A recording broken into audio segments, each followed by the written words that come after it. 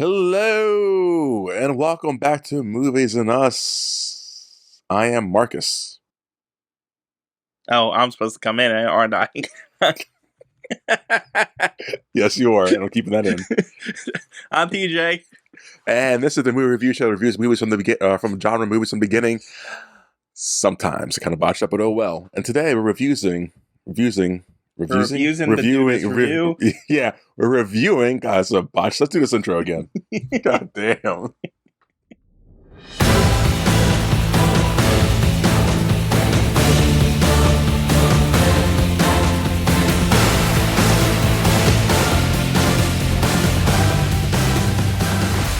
Hello, and welcome to Movies and Us, episode 38. I am Marcus. And I'm TJ. And this is the movie review show that reviews genre movies from the beginning sometimes. And today we're going to be reviewing the 2004 release of Spider-Man 2. Mm-hmm. Yeah. Well, because I was thinking that I need to say the date, but yeah, because the next series is Amazing Spider-Man. And then after that is the Spider-Man with all the subtitles. So, okay, yeah, it's the only one that's numbered. Okay, so 2004 Spider-Man 2. This movie has a runtime of 127 minutes. That's 2 hours and... 7 minutes. Yep, 7 minutes, yep. The budget for this movie was $200 million, and it grossed an astonishing $789 million worldwide, making the top 5 for the box office that year. I'll do a top 10 quickly. What's up? It's astonishing by that year's numbers. Oh, yeah. These days, that's kind of the average, isn't it?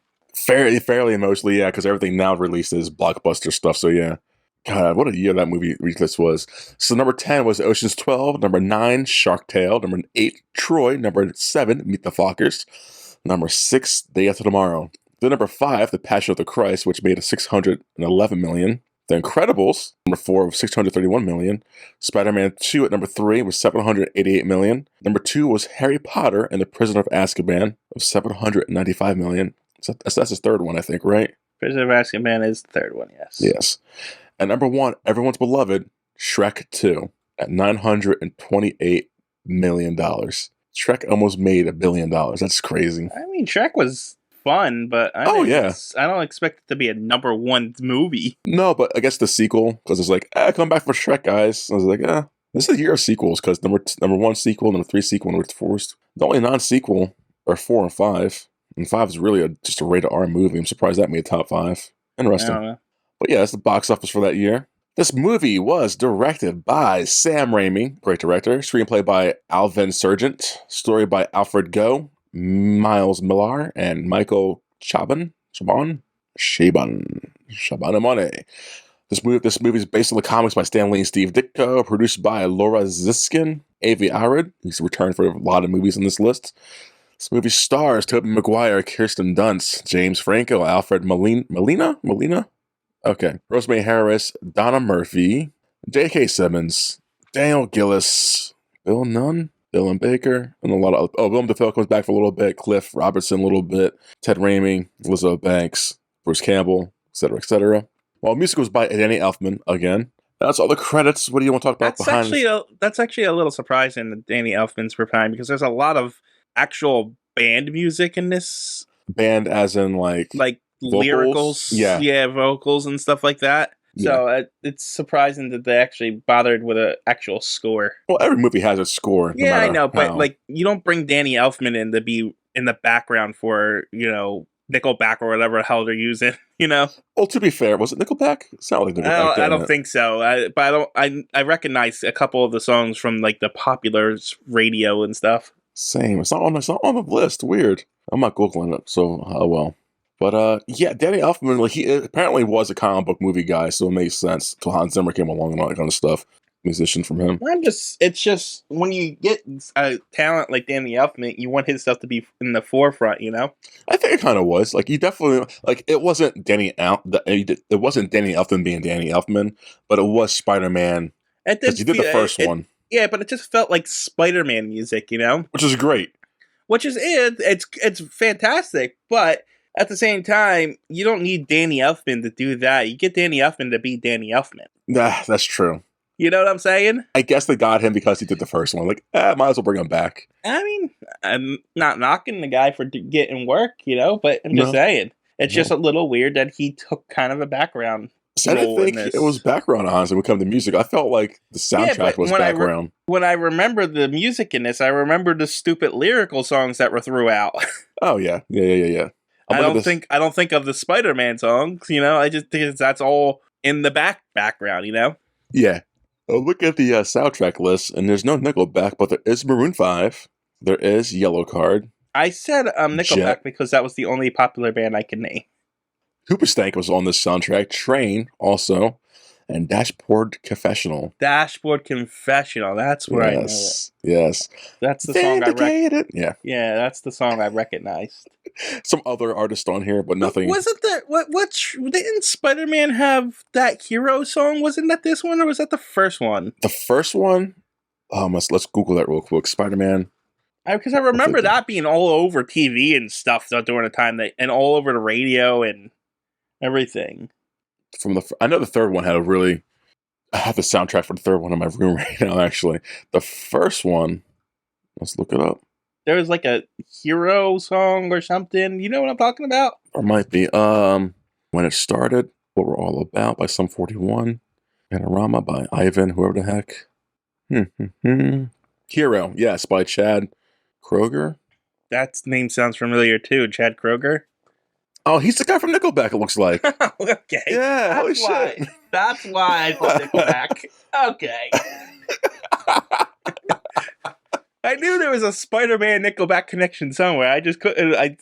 See, I'm putting the song on my headphones right now so I can hear it, because I don't think I've heard this song in so long. Well, since our review of the movie, I guess. I do. It must have been in the end credits of the first movie, because I think that's where that's from, right? Yeah. Oh my goodness, TJ, this song. I mean, we just watched it a couple weeks ago, so it's still fresh in my mind. No, nowhere near mine. I'll say it on this podcast, and I've said it before, I said it again. I don't get why Nickelback has the hate it has. I get they're not the greatest, whatever, but they're not a bad band. Yeah, but it was like for the same reason people hate it, like Britney Spears and NSYNC back in the day. Because they're generically good? They're just like, popular good. You know what I mean? Yeah, but like... And Nickelback it's almost like you are a certain kind of person when you listen to that. You know what I mean? I feel the same way, though, of like comic book movies now. Like, only a certain kind of person watch those kind of movies and call themselves film critics and nerds. Yeah, I mean, I guess. But, everybody's... It was so popular. It was funny. It's one of those things... Like, Nickelback was so popular at the time, but yet everybody at the time said Nickelback sucks. So... And they still say, like, I don't get it, though. I get it for that reason, like you're saying. But it still makes, like, they're not awful. I've heard bad music, and they're not bad music. They're earwig music, I guess. Their songs also sound the same. One of their songs. That's a lot of artists, though, I feel. So, they just change the lyrics a lot of the times. Yeah, no. So I think that's there's another thing. It feels they're almost like a cheap ripoff. Of who, though? Not like a cheap ripoff. That's not what I'm thinking of. That's wrong. They're not a real music, essentially, is what I'm getting at. But it's real music. Like, it's real music. Look, I don't ever knock Nickelback because I like Theory of a Dead Man, and they're pretty much a Nickelback ripoff. So that's good. I don't really give a crap. I actually liked a few of Nickelback songs. Whatever. Same. I'll never go to a Nickelback concert, but like... No, and I won't go out of my way to listen to a Nickelback song, but if it's on the radio, I'm not going to change the channel. Yeah, you're going to see me humming to it because I'm probably enjoy the song. Same thing with something like an NSYNC or Britney Spears songs. I won't go out of my way for it, but if it's on, why would I change it? Exactly. Yeah, no, I never understood the hate, and I'm pretty sure our comment section is going to blow from this, but whatever. I want to see some valid arguments of why Nickelback's bad. That's all. Valid viewpoints. Oh, God, arguments. You're going to get those music nerds in here now. Yeah, well, you see the way they string the guitar and the same generic chords. Well, it's good music. In my defense, though, yeah. I am tone deaf. So I've established this plenty of times on my podcast that I am tone deaf, and so I cannot hear difference in different chords. They all sound kind of the same to me. So that's maybe funny. I just have a larger tolerance for bad music. God, you're tone deaf. You can't see good visual effects or bad visual effects. You're a specimen for this podcast. Well, I mean, it's not that my vision's bad. I just can't tell the difference. That's fair. It's like has to be a significant change, or else like I watch stuff in 480p because I can't really. Just hearing that kills my soul. So I sometimes watching it in HD hurts my eyes. It's like what?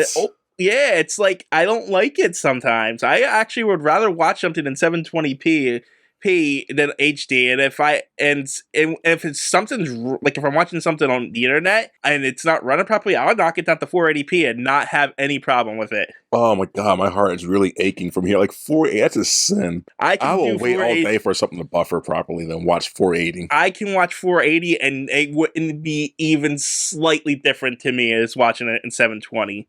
I feel that's a superpower right there, honestly. I couldn't do it. That's torture. Literally have nothing. Like when I go over our friend Sean's house and he has this giant 4K television and he's like putting it on Vivid and says the colors are popping out, and I'm just like, I mean, it looks brighter. I probably kills him too. I don't say anything. I'm just like, I can't tell the difference. I don't care. Oh man, you monster. Okay, let's get back to Spider-Man. I don't know how we got on this little rants. So yeah, that's behind the scenes. Nickelback's good. TJ can't see stuff. We didn't do any of the yeah. You asked me, and then we went on a music tangent there. Oh man. Any behind the scenes you will mention? There's a few casting things. Yeah. Like Tobey Maguire apparently had a back injury, and they were thinking thought they might have to replace him. Yeah, I saw that. How would you have felt about that? I don't know. It would depend on how Jake Gyllenhaal played the role. I mean, they're pretty much one and the same, the look, so. So, yeah, I mean, that's who they were going to replace him with. And if you notice at one point during the movie when he falls and hits a car, and Tobey Maguire says, my back, that was a play on that thing. Which is great. And they also considered a bunch of different people for Dr. Octopus, including Ed Harris. Harris, yeah. Yeah. Chris Cooper, who I've never heard of. He's done a few things. I don't think any of you have seen so. Christopher Walken. No. And Robert De Niro. Nope. I think I would join Ed Harris, honestly, as Dr. Ock. I'm glad it wasn't him. Molyneux is perfect for Doc Ock, honestly, though. He looks like the comic book character. Yes. The casting, this was pretty spot on. Pretty good, like usual. But other than that, I didn't see anything really. No, I mean, I guess for the camera nerds, they kind of invented like a Spidey cam kind of thing to help get the flow of Spider-Man swinging through the city. But besides that, yeah, nothing worth mentioning. No. It's made some rewards. Have we never mentioned that before in other movies? We don't do rewards because the reward system is so stupid. It is. I hate it. It's so rigged and bought, and so it's pointless. It really is. It's because it's all subjective. Yep. A bunch of people decide what the best movie is. How many times have the best movie won a reward and then 30 years later it's not even remembered and the classic is still on there? You know what's fun? And I mean, not even 30 years later, not like a year later. Within that year, they were like, yeah, we kind of messed up on that award. What's the popular most? I think Pulp Fiction lost to Forrest Gump one year. No, I'm going back way earlier, like the Casablanca. That's a good movie. Don't talk shit on Casablanca. No, I don't think it won. Oh, I don't think it did. I think that's the one I'm talking about. I think that's one of the most popular ones out there that never won Best Picture, but it's renowned as the greatest movie of all time for a lot of people. No, it won Best Picture. Casablanca. Did it? Yeah. No, but a lot of good films have lost to bad films. Yeah, it's stupid. Yeah. Especially nowadays where the Academy doesn't have to watch all the movies nominated to pick what one they want to win. They don't watch them. They don't watch the movies. No, if there's like 10 movies nominated, they can watch just 2 of them and pick their favorite. Dumb, right? How's that? Yeah. Don't ask questions. That's how it works. It's not. That's like us doing this review and only watching the first 5 minutes of it. Also, like when you're trying to become nominated for Best Picture, you have to put a lot of money to it, like just to get kind of like a bribing system to make them look at your movie. So it's really stupid and flawed. Yeah, no, no. Yeah. And like a lot of movies are released each year. How do you get a pick just from whatever? We'll get into it. Whatever. So let's get into this review proper. I've edited a lot of this out. No? Before we continue on, there This movie is based on 3 comics. Well, did you say the universe number yet? I didn't get that far yet. Okay, I'm sorry. It's based on a comic and then 2 story arcs from the Spider-Man comics. It's based on the Dr. Octopus's debut in 1964, which is Amazing Spider-Man 3. Okay. It's also based on the story arc If This Is Be My Destiny, which is issues number 31 through 33, released from 65 to 66 of Amazing Spider-Man. And Spider-Man No More. Because if you noticed, which is Amazing Spider-Man number 50, if you notice in this, they say Spider-Man No More an awful lot. Yeah. Like they're drilling into your head. Like this, they really wanted you to put it together that's based on this storyline from 1967. Which is, there's a lot of in-your-face stuff in this for some reason. I did notice that. But yeah, so it's based on those 3 stories. The Spider-Man No More is actually a 3-issue arc, but it's only based on the first issue of it, because in the first issue of that arc, Spider-Man goes away to sue. And then the next 2 is the Kingpin actually is taking over the city because Spider-Man is not there anymore. God. I love underbelly crime stuff in the stories, especially when dirty cops are involved and just, like you said, the mafia, Kingpin like that. I love it. But yeah, so the Kingpin, it was like, I think it was maybe the first time the Kingpin was even introduced. Really? Yeah, I'm not 100% on that, don't quote me, but... Nah, someone's quoting you. But it was at least one of the first stories where Spider-Man's no more, so Kingpin comes in and unites the mafia together and then tries to take over the city, so forth. But it's only in the movie, there's a lot of Peter Parker, like, screwing up, like, being late, screwing up his personal life, yeah. and stuff like that. That's all from Spider-Man No More. Okay.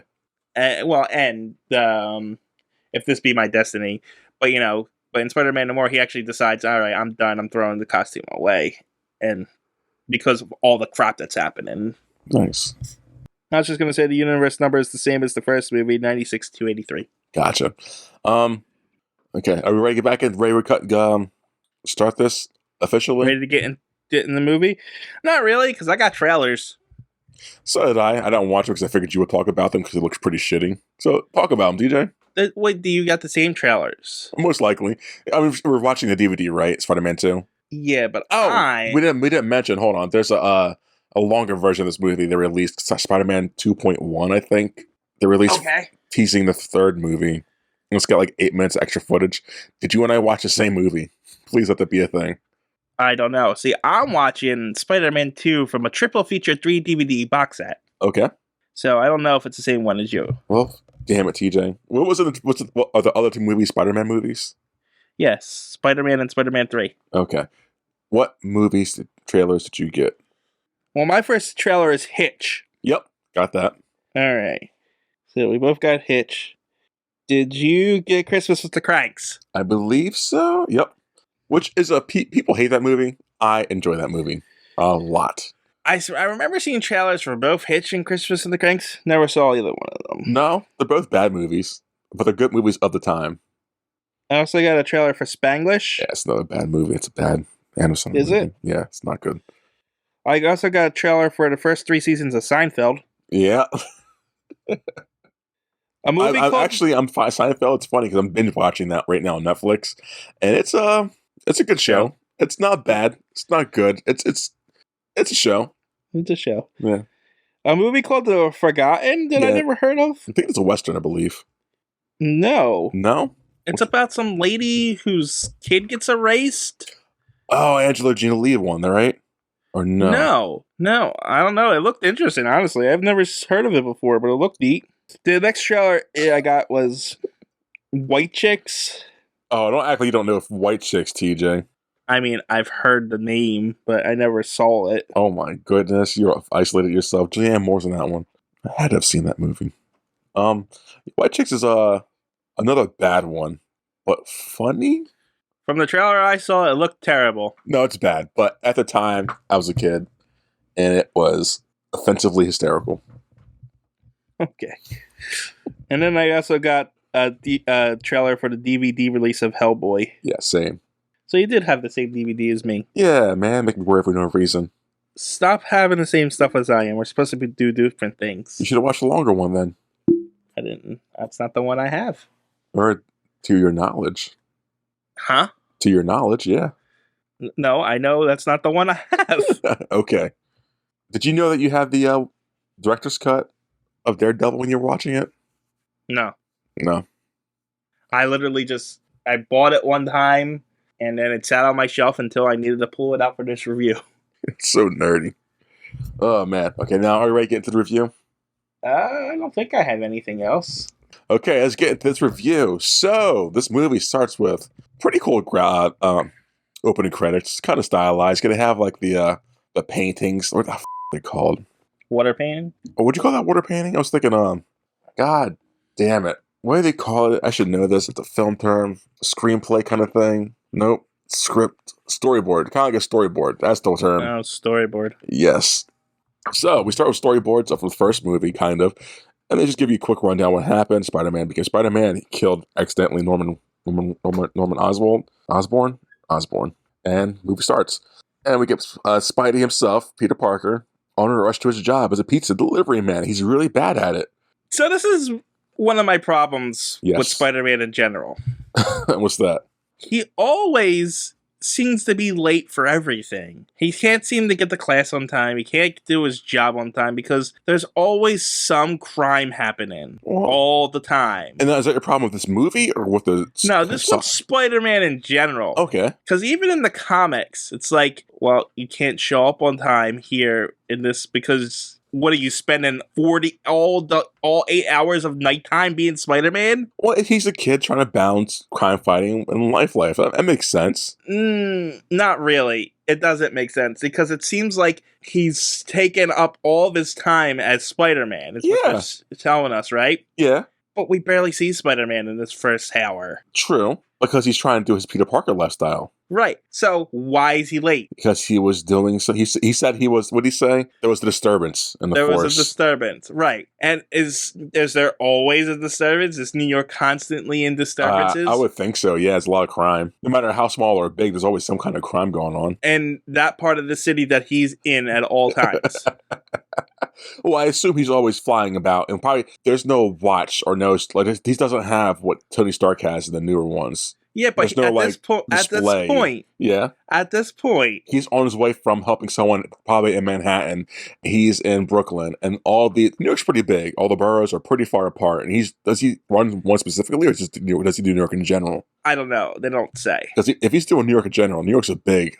Yeah, city. I don't know. I don't know where he is. All I'm saying is that when right now he's delivering pizzas, and then a disturbance came up. Yes. But then he has to deliver more pizzas, and then there's kids running out in the street. Yes. Or there's something going on. There's always something happening. Yes. Like what? And it's not believable. That's not believable to you? No. Are you kidding me? It's so believable. No, it's not. What? You know how many crimes exist in the world? Yeah, but not all in this encompassing in this one area. It's like a 4-block period he's in. Yeah, but so you're complaining about him getting the pizza and then dropping it off, and between that and that, there's another thing happens, and then another thing happens. Yeah. Well, in this period, he picks the pizzas up because he's running late for his pizza job, and if he doesn't drop this pizza off, which is in 44 blocks, which is really far as it is, he's got 20 minutes. And what kind of pizza delivery place guarantees a 29-minute delivery period? Right. Why 29 minutes? 29 minutes is fine because they're trying to beat the 30-minute thing. But 44 blocks, you know how far 44 blocks is? Right. Okay. And that's I don't think they would deliver in 44 blocks. I mean, granted, I don't work in a city, but I know in our area, they won't deliver 15 minutes if it's just outside of their reaches. Yeah, that doesn't make any sense. No, not at all. That I had a problem with. But him, okay, I can see what you're saying, because now after he gets the pizza, if he fails to deliver this pizza on time, he will get fired because he's got a previous record of being bad at this. Because he's Spider-Man. He's like, no, not bad time management. He needs to. Yeah, that's Peter Parker's problem. Yeah. And that's another problem I have. And I'm not talking about the story. Okay. I'm talking about Peter Parker is really bad at time management. That's what he needs a secretary or something. He's so bad at time management, it's unbelievable. It makes sense, and the fact that he's a kid and kids aren't. I'm not saying kids are bad at that. They just don't know how to balance a lot of shit they're given, I guess. I was a kid and I was always on time. Yeah, but were you also a superhero? It's possible. Did you go to college while being a superhero, while trying to support your Aunt May and all that shit, or trying to get a girlfriend? Like, he's got a lot of stuff going on in his life. Like, I think superheroing is such a big ordeal for a person, let alone a child, to try, like, once you get once you have your powers and put on the cape and whatever you're wearing, you gotta save people all the time. Crime doesn't stop. You can't stop if you put that mentality in your head. Now, if you say, okay, I'm gonna do superhero stuff from Monday through Thursday, Monday through Friday for 8 hours a day, that's time to save people. If you're a crime after that, oh well, try to do better, eat eggs, suck eggs. But, like, if you're gonna be a superhero like him and try to fight crime 24/7, 365, you don't have time for your life, your personal life. But he's not. It's another problem I have. It's not like he's listening to a radio and hearing like things coming over the radio and going to these things. Yeah. He's just happening upon everything. Well, maybe before he got to before he got to the pizza part, he was just flying around the city like, let's see what crime I can do. No, because he was delivering a pizza. No, before he got to his pizza. No, he was coming from delivering another pizza. Oh, was he? Yeah. I didn't hear that. Well, maybe there is some crime going. That's why he was about to get fired, because it's like, okay, this person didn't pay for their pizza. Listen, now you're here. This is your last chance. Yeah, because maybe, like I said, they live in 44 blocks. A lot of shit can happen in 44 blocks. It's unreasonable. I get that. That's not the point, though. I think maybe not. I think a lot of crime does happen, but during the morning like this time, midday, I don't think that much crime would happen on the streets. Maybe not. And there is an awful lot of crime happening during the day. I know. I don't know, man. I think he could stop a carjacking, kids from running in the street like he did, people stealing animals, I guess, dog fights, if he finds a dog fight going on, robberies in general. I don't know, TJ. I don't know. I just have a problem with the like, in the comics, he's even more frustrating because, like, he's like, the storyline, if this may be my destiny, his aunt is in the hospital. Yes. Because of something he did. Like, because he donated blood and his blood's radioactive, so now a radioactive isotope is keeping her in the hospital. Oh, that's funny. So, but, like, when he goes to school, like, the other students are like, hey, Pete, what's up? And he keeps blowing them off over and over again. It's like, he's like, and they try to play it like, oh, he's in his own head, he's not paying attention and stuff. But, like, 7 times it happens. It's like, just say hi, or I'm sorry, I can't do this. Have a conversation with them. And everybody thinks he's a jerk because he's not doing it. And he's crying because everything's falling apart. But you're not even paying attention to the people around you. Do something. No, Stop being so self-absorbed with yourself. I wish I could argue against that, because that does come up later on when him and Mary Jane are talking. He's like, I can't do your shit, Pete, and not try to have my own life. So, like, he does change it around because he realizes, yeah, I'm kind of f***ing up. So you're not wrong. You're definitely not wrong. Yeah, you're not wrong. It's frustrating. It's definitely a 60s storyline. So. Yeah. He's his own enemy, I guess, at this point. Yeah, and he needs to learn time management. Yeah. Seriously, I get it. You got Spider-Man abilities, but there's 24 hours in the day, and 16 of those you should be awake. You know, You have 16 hours to do a thing, so you can go to school, and maybe you're late here, but Mary Jane's having a play how many times? You can't make one of them. There's a thing every day. Maybe also the spider sense won't let him sleep, I guess, because maybe he does sense like someone's in danger. It's bothering me. Like, it's that's not how it works. Phone vibrating on in your pockets constantly. And that's not how it works. Well, how's it work? Just when he's in danger? It's only when something's approaching it warns him of the danger. Oh, well, I don't know. Maybe he just feels like he's got responsibility. I'm just saying, like, just the whole play thing in general. Yeah. Mary Jane is doing a play how many times a week? A lot. Right? A lot.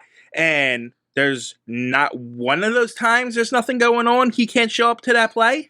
You think crime will stop for 2 hours? But my point is, he stops being Spider-Man and makes it to the play. Yeah. So it's saying that there's a crime happening every single time there's a play.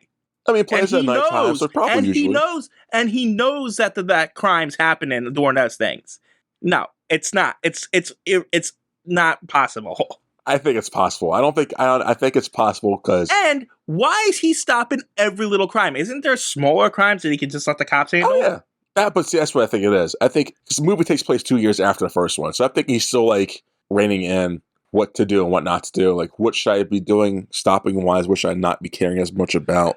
He's still a new superhero. Like, he comes off as an idiot. Yes. that's destroying his own life. Yes. Yeah, I have no sympathy for him in his life, because you're right about that. He definitely is destroying his own life. And it even gets worse because he's blaming Spider-Man for it when it's not. It's him. It's both. Well, no, it's because he's devoting too much time to Spider-Man. Yeah, but it's not. It's not the helping part of people that's screwing it up. It's him not being able to manage the time. It's his own shortcomings. It's not him helping people that's the problem. If he wasn't Spider-Man, he wouldn't have to worry about helping people. Yeah, but even if when he does do that later, he still manages to screw things up. What do you mean by later? Like, what point? Like when he throws away the Spider-Man suit, they come off and does this thing. Yeah. Like he's getting better, he's going to school and stuff, but then he walks away from a mugging. Yeah. That's not, oh, I'm a normal person. That's like no, that's terrible. A sociopath leaving that to happen. Like, it's literally you can somewhat jump in. That's terrible. Yeah, definitely. But and it goes against, and it goes against the teachings he learned from the first movie. It's out of character. Even if he doesn't want to be Spider-Man, if you come across something, it'd take you 3 seconds to stop that. You don't even have to get dressed. You could be Peter Parker. Yeah. I don't know. I guess he just mentally thinks he takes, with the suit on, he takes all the responsibility of everyone else's problems. No matter how big or small, like, he feels responsible to, like, I can help, so I have to help. I have the special abilities to do so. If it's saving a cat out of a tree or... And I'm just saying, it's not that he can't help, it's that he's actively looking for it. Yeah, because he knows it's out there. He knows the city is crime-filled. Even when he's done doing it, even when he stops being Spider-Man, the newspaper said crime up 75%, we're Spider-Man. It's a big jump in a day or two or a week he's gone. I understand. So there's a lot of crime he is stopping. But the city survived long before he was Spider-Man, and it could survive 4 hours. It was surviving, but it wasn't play. Prospering. It's a difference, I would feel. No, that's not. That city does not look any different than it did when it first became Spider-Man. If they wanted it looks exactly the same. I guess they could have showed the city in disarray, like how Batman before Batman and post Batman. Even though Batman's city still looks dirty all the time, I guess. But like, they could have. That's a bad example too, because the more Batman goes, the more superpower. And that's another thing. The more he's Spider-Man, the more superhuman things come out of the woodwork and start attacking. And now there's a massive property damage and stuff like that that was never there before. Yeah, I know. Superheroes are flawed, man. I know this. So I'm just saying, that's not terrible. An excuse. Listen, I don't know. I do think the city has a lot of trouble going on. I do think he's burning on himself. Well, what city doesn't? This is also the same city that has the Fantastic Four and all these other New York-based superheroes. Obviously, but in this movie and in this timeline, at this moment, it's just him. Now, if Doctor Strange... That we know of. Yeah. That we know of. Daredevil, Doctor Strange, and everyone else. And you're wrong, because they say when they're naming Dr. Octopus, they name drop Doctor Strange, which means they exist in this universe. But maybe Doctor Strange doesn't exist as Doctor Strange yet, but only as Doctor Strange as a doctor. Like, maybe he's just a famous doctor at that point. He's not Doctor Strange. No. Yes, Strange.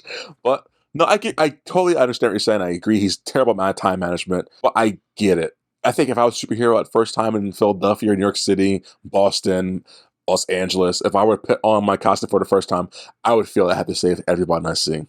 And also, if you're a superhero for the first time in the cities, chances are you're not going to find any crime. No, God, no. No, crime's hidden. Yeah, you're not going to just stumble upon it like he does. No. It's definitely cartoonish for sure. You're not going to come across a drug deal or a mugging or shit like that. You got to really look for it. At one point, there's a car chase from cops, and they're right behind him. No streets are that clear for a car chase in the cities, I feel. Especially that time of the day, not at all. Anyway, you can continue on now.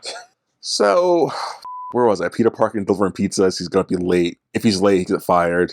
And that's all I said so far, so I don't do my first note, TJ. Oh, damn it, man. He's delivering pizza. Yeah, why is he Spider-Man outfit? Was it because of traffic? Yeah, because he keeps crashing in the cars with his bike trying to make this pizza delivery. Yeah, anyways, he crashes his bike, says, screw it, I'll put my Spider-Man outfit on, puts it on, flies through the city, stops some crimes, does his thing, delivers the pizza, but he ends up he sneaks into a closet first that's in the eyesight of the lady that she didn't notice Spider-Man walking in, I guess. No, because he came in through the window. What window? The window of that closet. There's a window in that closet? I just assumed that because they never showed him going in. Yeah, so it makes no sense. That the whole gag is funny, but makes no sense. Because it's literally an eyesight of her. I just assume he went in through the window. Okay. So he delivers the pizza, but he's just short by a few minutes. So 2 notes here. Yes. The secretary here is actually the star from the TV show Bones. Oh, is that her? Yeah. Does she have blonde hair in that movie show? She might have. I don't know, but I recognized her, so I just wanted to point that out. Proud of you. And even if those pizzas were on time, all those boxes are crushed, and there's a piece that was taken out at one point. Yep. So I wouldn't pay for those pizzas either. Yeah, that pizza. It's probably cold as shit too, going through the city like that, through the air. Yeah. No, that pizza is awful. No, thank you. So. Well, he ends up being late delivering the pizza. She's not going to pay. And he loses his job. Oh, no. What's Spider-Man going to do? He ends up at the Daily Plant. No, where's he work at? Daily Bugle. But is that here? Yeah. He ends up Daily Bugle. They're always at Daily Bugle in this movie. JJJ says, you're fired because you're sending me artsy pictures. I want pictures of Spider-Man. But Spider-Man doesn't want pictures of him because JJJ makes Spider-Man look like a bad guy. But Peter needs a job, so he finally gives JJJ one picture. It's like, okay, that's money. Here you go. Get out of here. Well, this is also interesting, too, because in the comic, there's a comic where he needs the money and stuff. And this is, Jonah Jameson gives him a price, and then he doubles it, essentially, Peter, in the movie. And he does that in the comic in the storyline, too. So that's taken right out of that. Oh, really? Yeah. Okay. And he gives him a picture of Spider-Man that looks like a postcard. It does. It doesn't look like an actual picture.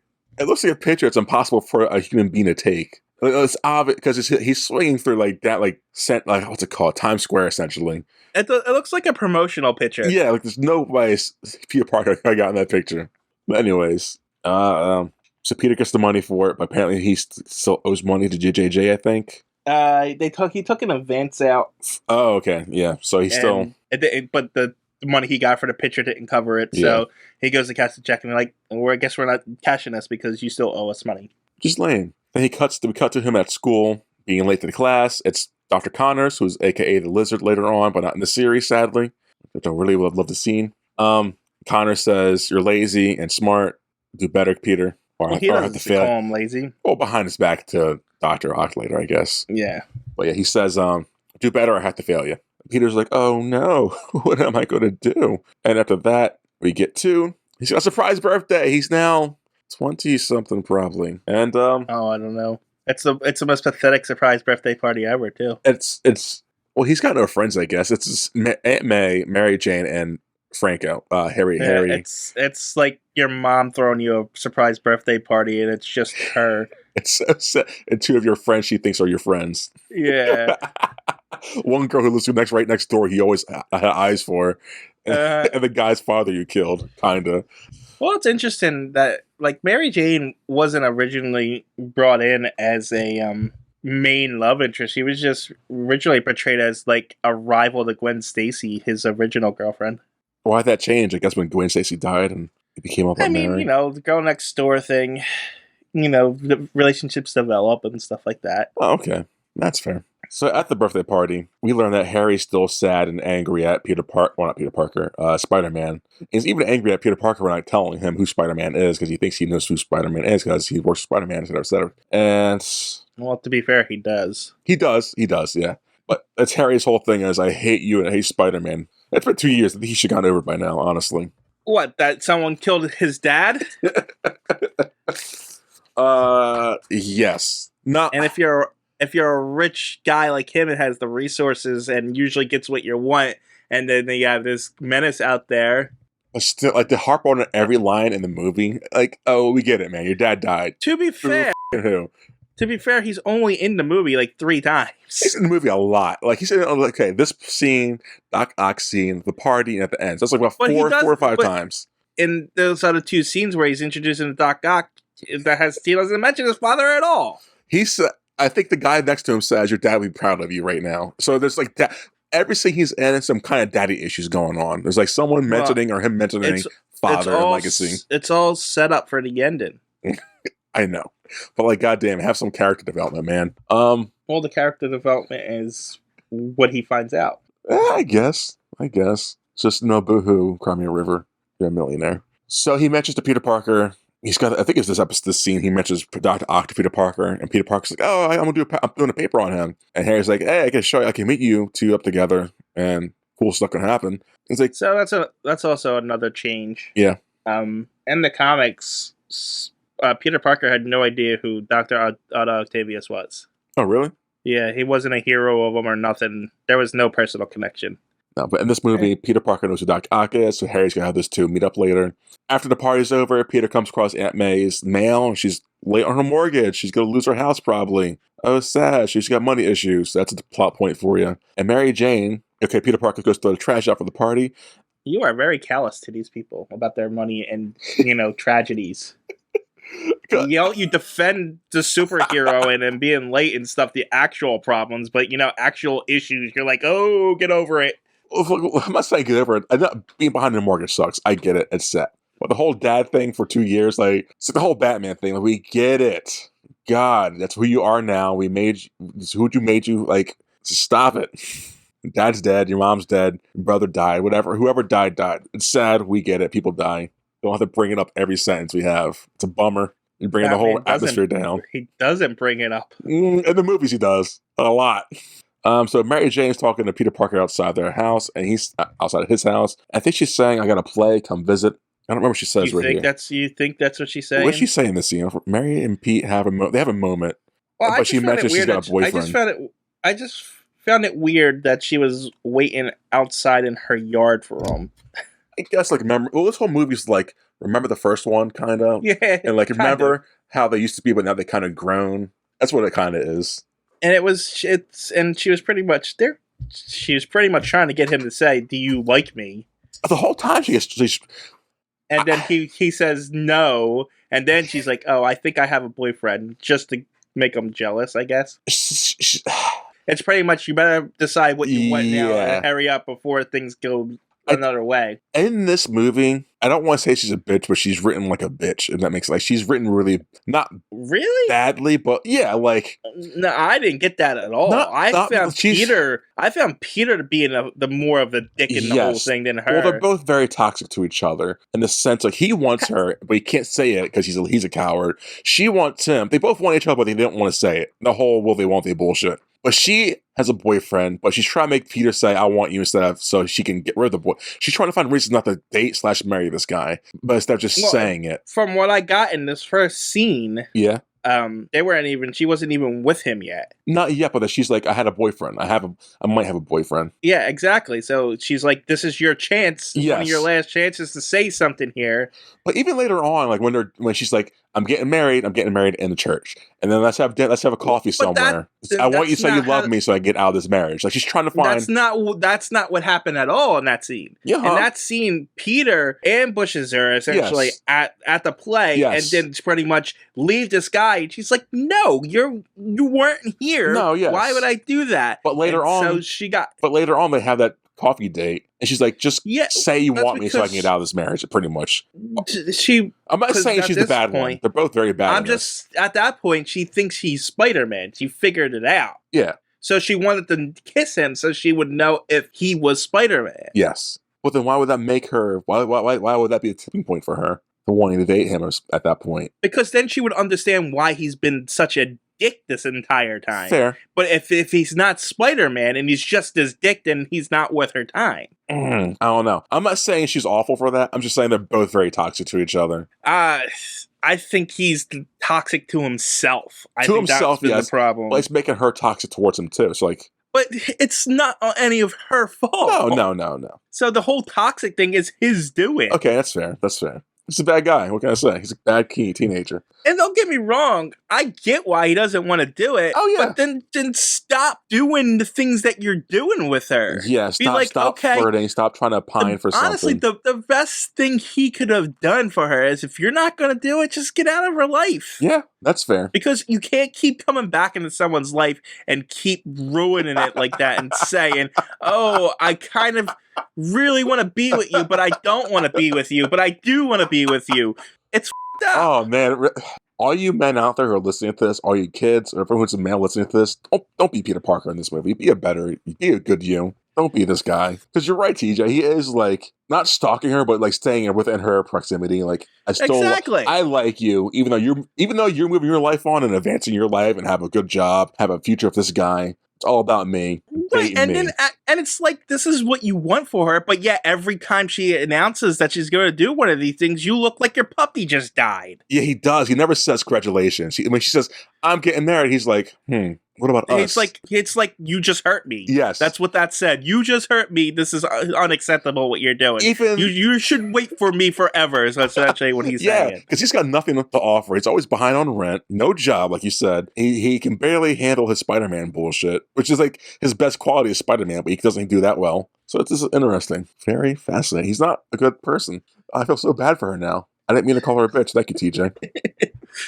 So I feel terrible for saying that. I'll clear it up. They won't hear it. It's not even just her. You rag on Harry all the time too, but he's a dick to him too. Oh yeah. Harry's definitely a dick. I'm not saying that Harry's not a dick. He's definitely a dick. No. Peter's a dick to Harry too. How? Because Peter knows that's who Spider-Man is. Yes. He knows everything that's going on there. But there's a misunderstanding that happened between them at the end of that first movie where Spider-Man put the body down. So he just thinks Spider-Man outright killed Harry Osborn without revealing that he was the Green Goblin. He should have given him some kind of explanation some kind, or at least sat down and have a conversation and say, look, I can't have this conversation with you anymore. But he keeps just trying to brush it up every time he brings it up. No, that's fair. And Peter's like, no, I can't talk about this. Go away, Harry. I get that. I get what you're saying. You're totally right. Everything as Peter's problems could be solved by just having a conversation like a adult. And he's even with his aunt. His aunt's been blaming herself for her Uncle Ben's death for 2 years. And it took him this long to bring that up. He is a jerk to everyone in his life. It's no wonder why he sucks at it. And see, people say, I wonder why I don't like Spider-Man. You're verbalizing everything I don't like about Spider-Man. Thanks, TJ. But this isn't just... I know. This isn't a Spider-Man issue. This is this movie issue. Yes. Now, all of his problems have been solved by him just having a conversation like an adult. Spider-Man and the comics have way different issues. Yes. And I have a lot of issues with them in there. But this is not comic book problem. This is this movie's problem. Now, I can understand why he wouldn't want to talk to Harry, especially after, like, chopping off the body and dipsetting. Here's the same thing. This guy is obviously angry and he's upset. And if you're not going to tell him, get out of his life. You're just making it worse. Yeah. Man, he's a toxic son of a bitch, isn't he? He is awful. He just brings anguish to everyone he loves without saying, wow, he is... Because think about this. Yeah. Harry is mad at Peter. Yes. He's stoked at it. And he hates Spider-Man and stuff. Yet, he still shows up to his birthday party. He still introduces him to his hero. Yes. He's still hurting him. Even when he sends Dr. Octopus in there, he says, don't hurt Peter. Yeah. He is still his friend all the way through. And Peter is nothing but a dick. Harry sees Peter as a brother, he says a few times. So yeah. And Peter gives him nothing, but just like you said, anguish and just silence. You're right. You're totally right. You know, I really like this movie. But are they talking out? It is way better. It is way better than I remember. Oh, it's a really good... Same. But I did not come into this thinking I was going to go off on so many tangents of how bad Peter Parker is. Because he wasn't likable in this movie.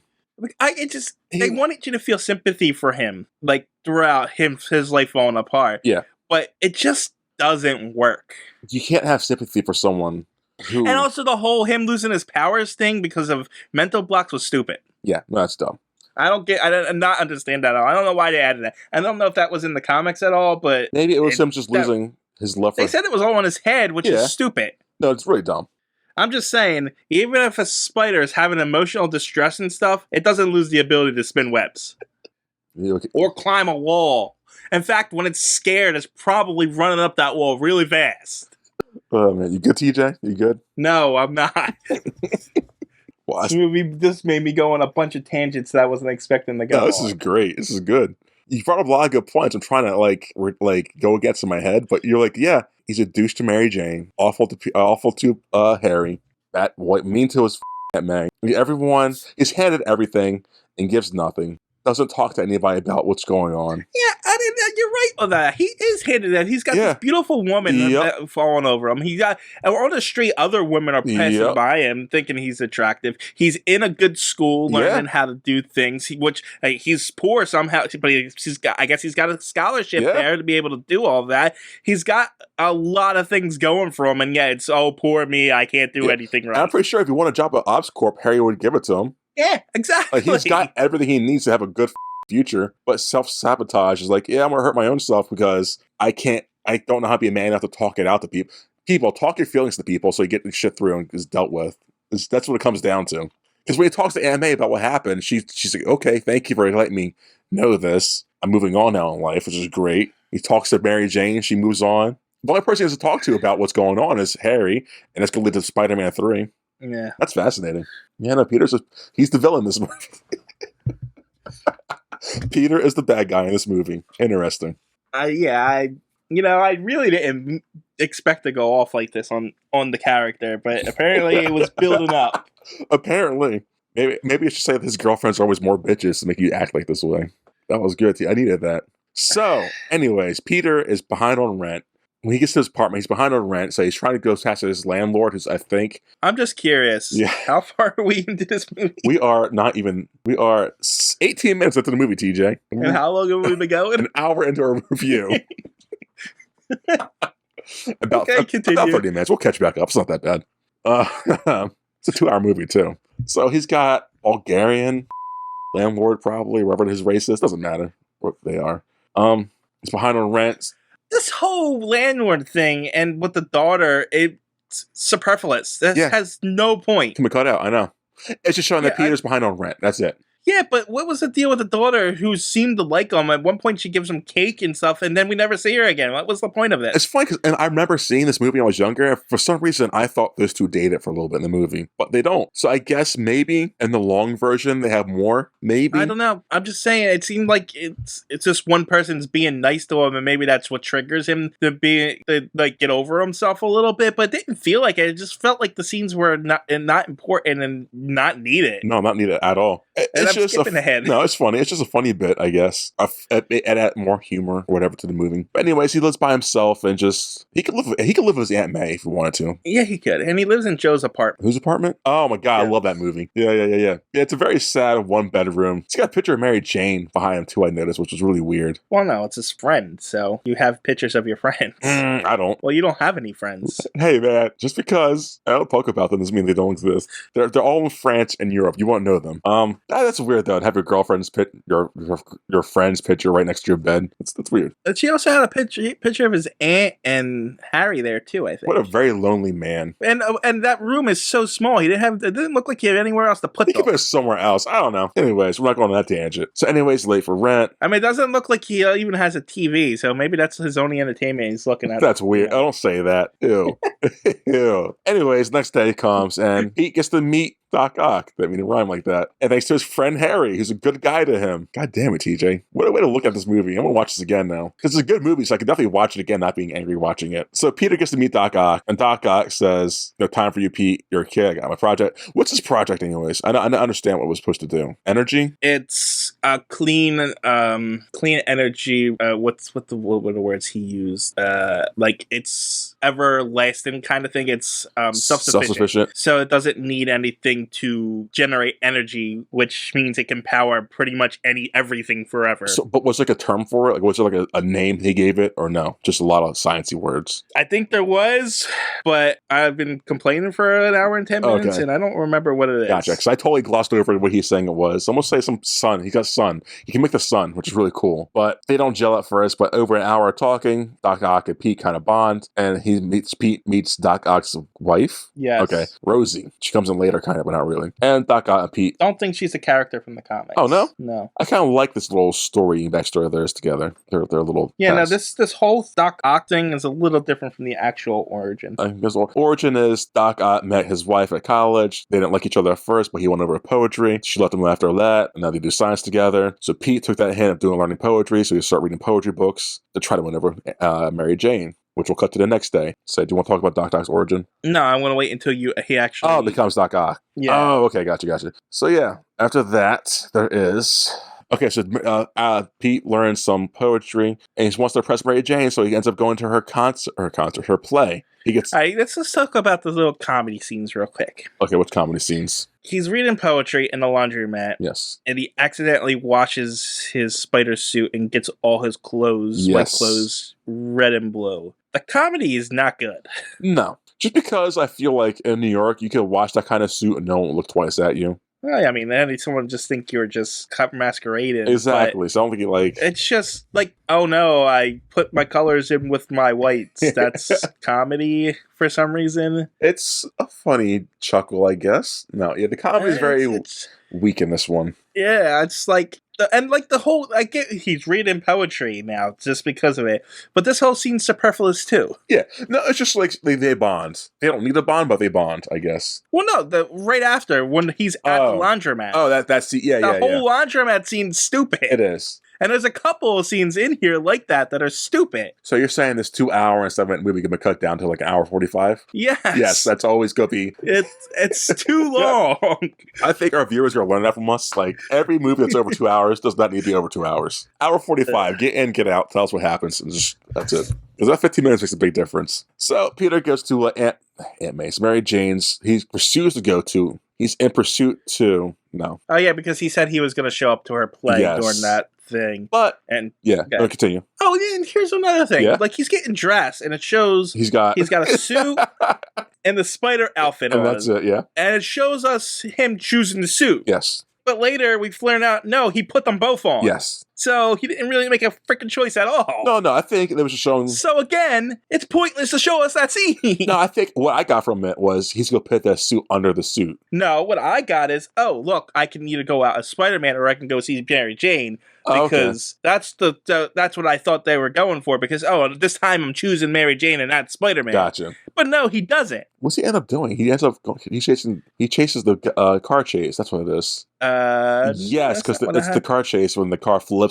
and he saves the people from getting crushed by the cars. Are you sure? I think that's one. No, because he's going to the play. He goes and gets flowers. Yes, and he doesn't have enough money for the flowers. The cop is chasing a black car, and a black car hits his thing. He jumps over it. 2 black kids see him like, "Hey, how'd you do that? Eat your greens, kids." My mama says that. In the middle of the night. Yes, there's that car chase, which it shouldn't be happening because the streets are too busy for that shit. I thought the scene was in the day because those kids are just out on the streets. Yeah. I guess it's a busy street, so I guess they're doing some arcade or some shit. I guess. Yeah. I mean, and then the cop car flips. He saves the people from getting in the webs. He chases down the bad guys. And he does something to the bad guys. I guess he just webs them up. No, you're doing a review. Yeah, I didn't take notes. We don't see what he does to them. He webs them up, I guess. And he like uses his web and strands them from a light pole. Yeah, that's what it is. Yeah, his usual Spider-Man stuff. He drives that car to Mary Jane's performance, gets out, goes into it, and he can't go in. Well, actually,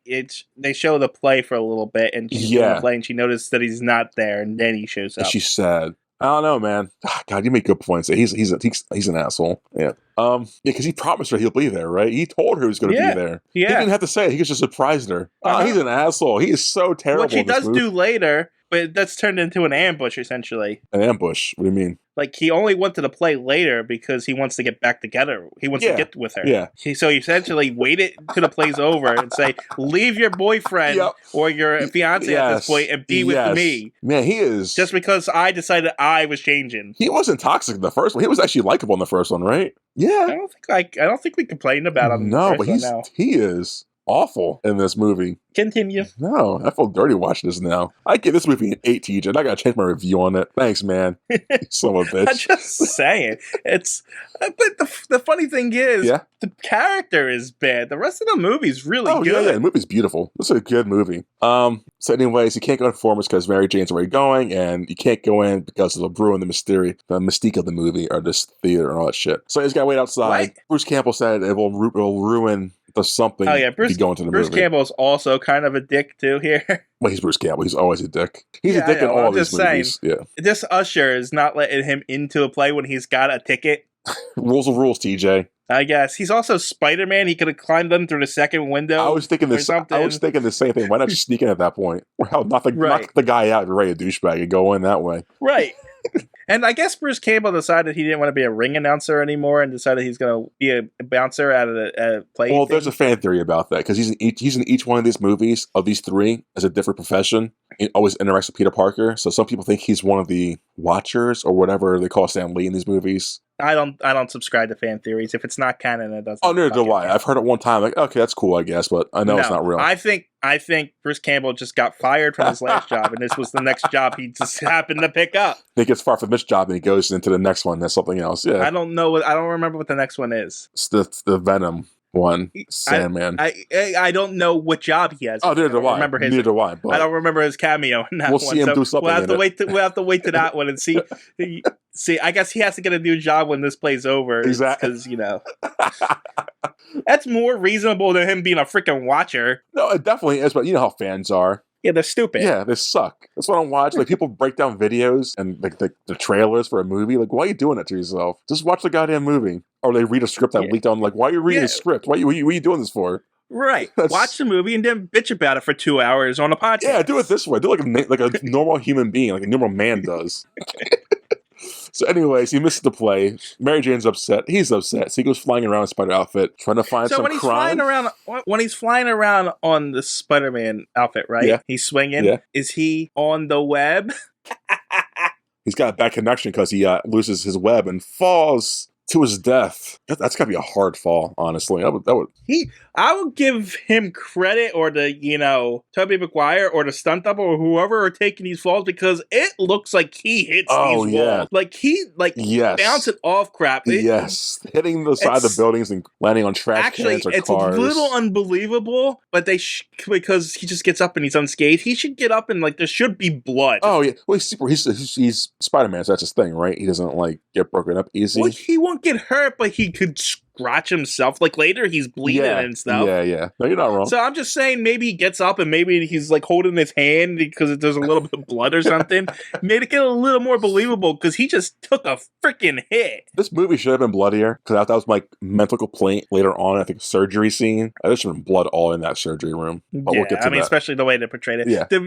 Are we past the theater? We just left the theater. Yeah, why? Because he's swinging around now. You're on the swinging around one because you skip. He's right outside the play waiting for Mary Jane. Yeah. And then he sees her kiss the... JJJ's son. Yeah, we'll get to him when we're properly introduced to him. Yes. But he looks at it and sees the kiss. If she would have saw you, she would have been and went over and explained what happened. Yeah, she wouldn't have think you were a dick. You could have oh, hi guy, I'm Peter Parker. I'm Mary Jane's best friend. Yep.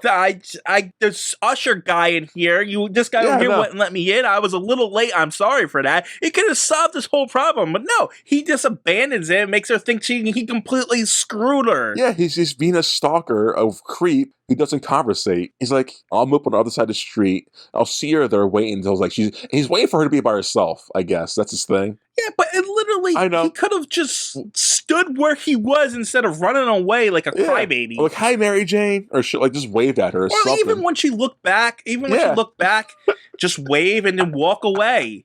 Anything to let her know that you tried to be there, that you were there, instead of being like, oh, she's got a boyfriend, I'm so sad, I'm gonna leave now. But instead of doing that, he leaves, goes to the Spider-Man thing, falls because he's losing his powers because of love or whatever his issue is.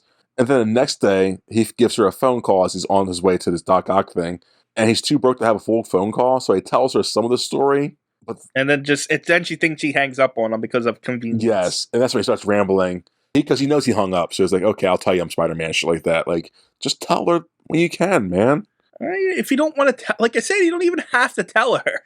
You just gotta be honest, Be like, look, I just can't be there for you the way you want me to, so maybe it's just best we go our separate ways. Exactly. It's gonna suck at first, but it's the adult thing to do. Interesting. So after that, we end up at... what's up? You also skipped the elevator scene. Oh, do you want to talk? I didn't care about that. Do you want to talk about it? I'll just say that's another one of those stupid comedy moments. We stop for 5 minutes in this elevator where he's having an awkward conversation with this guy. It's a long sequence. Why are we diverting from the story for this? It's a ha-ha moments, man. Ha-ha moments. Yeah, but Spider-Man's supposed to be naturally funny. He's not supposed to be funny situationally. He's supposed to be quippy and, making jokes and stuff like that. Yeah. And that's more of a Deadpool thing, honestly. Something like that. Situational like that, I feel. Yeah, it just makes, it's like you just stopped. It feels like they just stopped the movie to do a skit real quick. Yes. So. That's fair. So we're at Doc Ock's experimental thing. The Pet Power of the Sun experiment. And he's going on his monologue, blah, blah, blah. We're going to do some cool stuff. I got these arms to help me out. As he puts his arms on, they go into his spine and into a cerebral thing. They're very high. They have very high AI. Some lady says, "Is that dangerous for your mind?" He's like, "You're right, lady, for pointing that out. That's why I have this small, fragile inhibitor chip right here. It can be easily cracked open and make me lose all control." Because it's a terrible thing. It's bright blue, which is pretty cool. These arms are really cool. I love them. He goes on to do his experiment, and it's a success so far, because it's like a little ball of energy. He says, "At the sun in my hands," and it starts going stable. It goes out of power, it starts to become magnetized, and starts attracting all this metal towards the thing, and starts sucking shit in like a little black hole. Yeah, it's like a black hole. That's what I was going to say. Yeah. His arms are anti-magnetized and heat resistant, whatever he calls them, so they're not affected by it. It becomes overpowered, so Peter Parker escapes, comes back in Spider-Man and helps save the day. Harry is having a little bitch fit, like, "Hey, Otto, stop it. It's my money, I tell you to stop." Otto says, "Whatever, kid, I'm doing this. It's going to stabilize out later." Chaos ensues. Peter Parker tries to help. Does Doc Ock swipe him away here? Yeah, he does swipe him away. He smashes him out the way so he doesn't stop the project. Oh, so Spider-Man saved Harry. Yeah, Spider-Man does save Harry, but Harry doesn't like it because he got touched by Spider-Man. Still chaos ensues. Dr. Ock's wife gets murdered by some glass. By glass in the eye, I think. But then when they show her corpse later, she has no blood on her, no glass on her. Yeah, she should be scarred up. He's upset. He sees this, and I think that's when his inhibitor chip explodes because it overheats or something, which knocks him out. Spider-Man then saves the day by unplugging the machine, and everyone is alive. Aftermath, everyone's out. His wife's dead. Dr. Ock has to go to surgery to get those things off his back. And Harry's upset that Peter Parker / Spider-Man touched him and was saved by him. And he's ruined, he thinks. He's like, "Now I have no money. I'm broke now." After that, do you want to talk about Doc Ock's thing or no? He's not ruined. But Harry's not broken. No, just continue. Okay. Go to the next scene. Let's get. Now we get to see this cool badass surgery, arms flailing around. Now we go into a horror movie. Well, and that's great because it's Sam Raimi. He's his horror director, so he started off fast. Like, this is like a thing he wanted to do, probably. Yeah. This did feel like the trees in the Evil Dead movie. Yes. Because the arms wake up during the surgery, they'll cut his arms off, and they start attacking all the surgeons and just beat the shit out of them, kill them all, in the most intense, awesome way ever.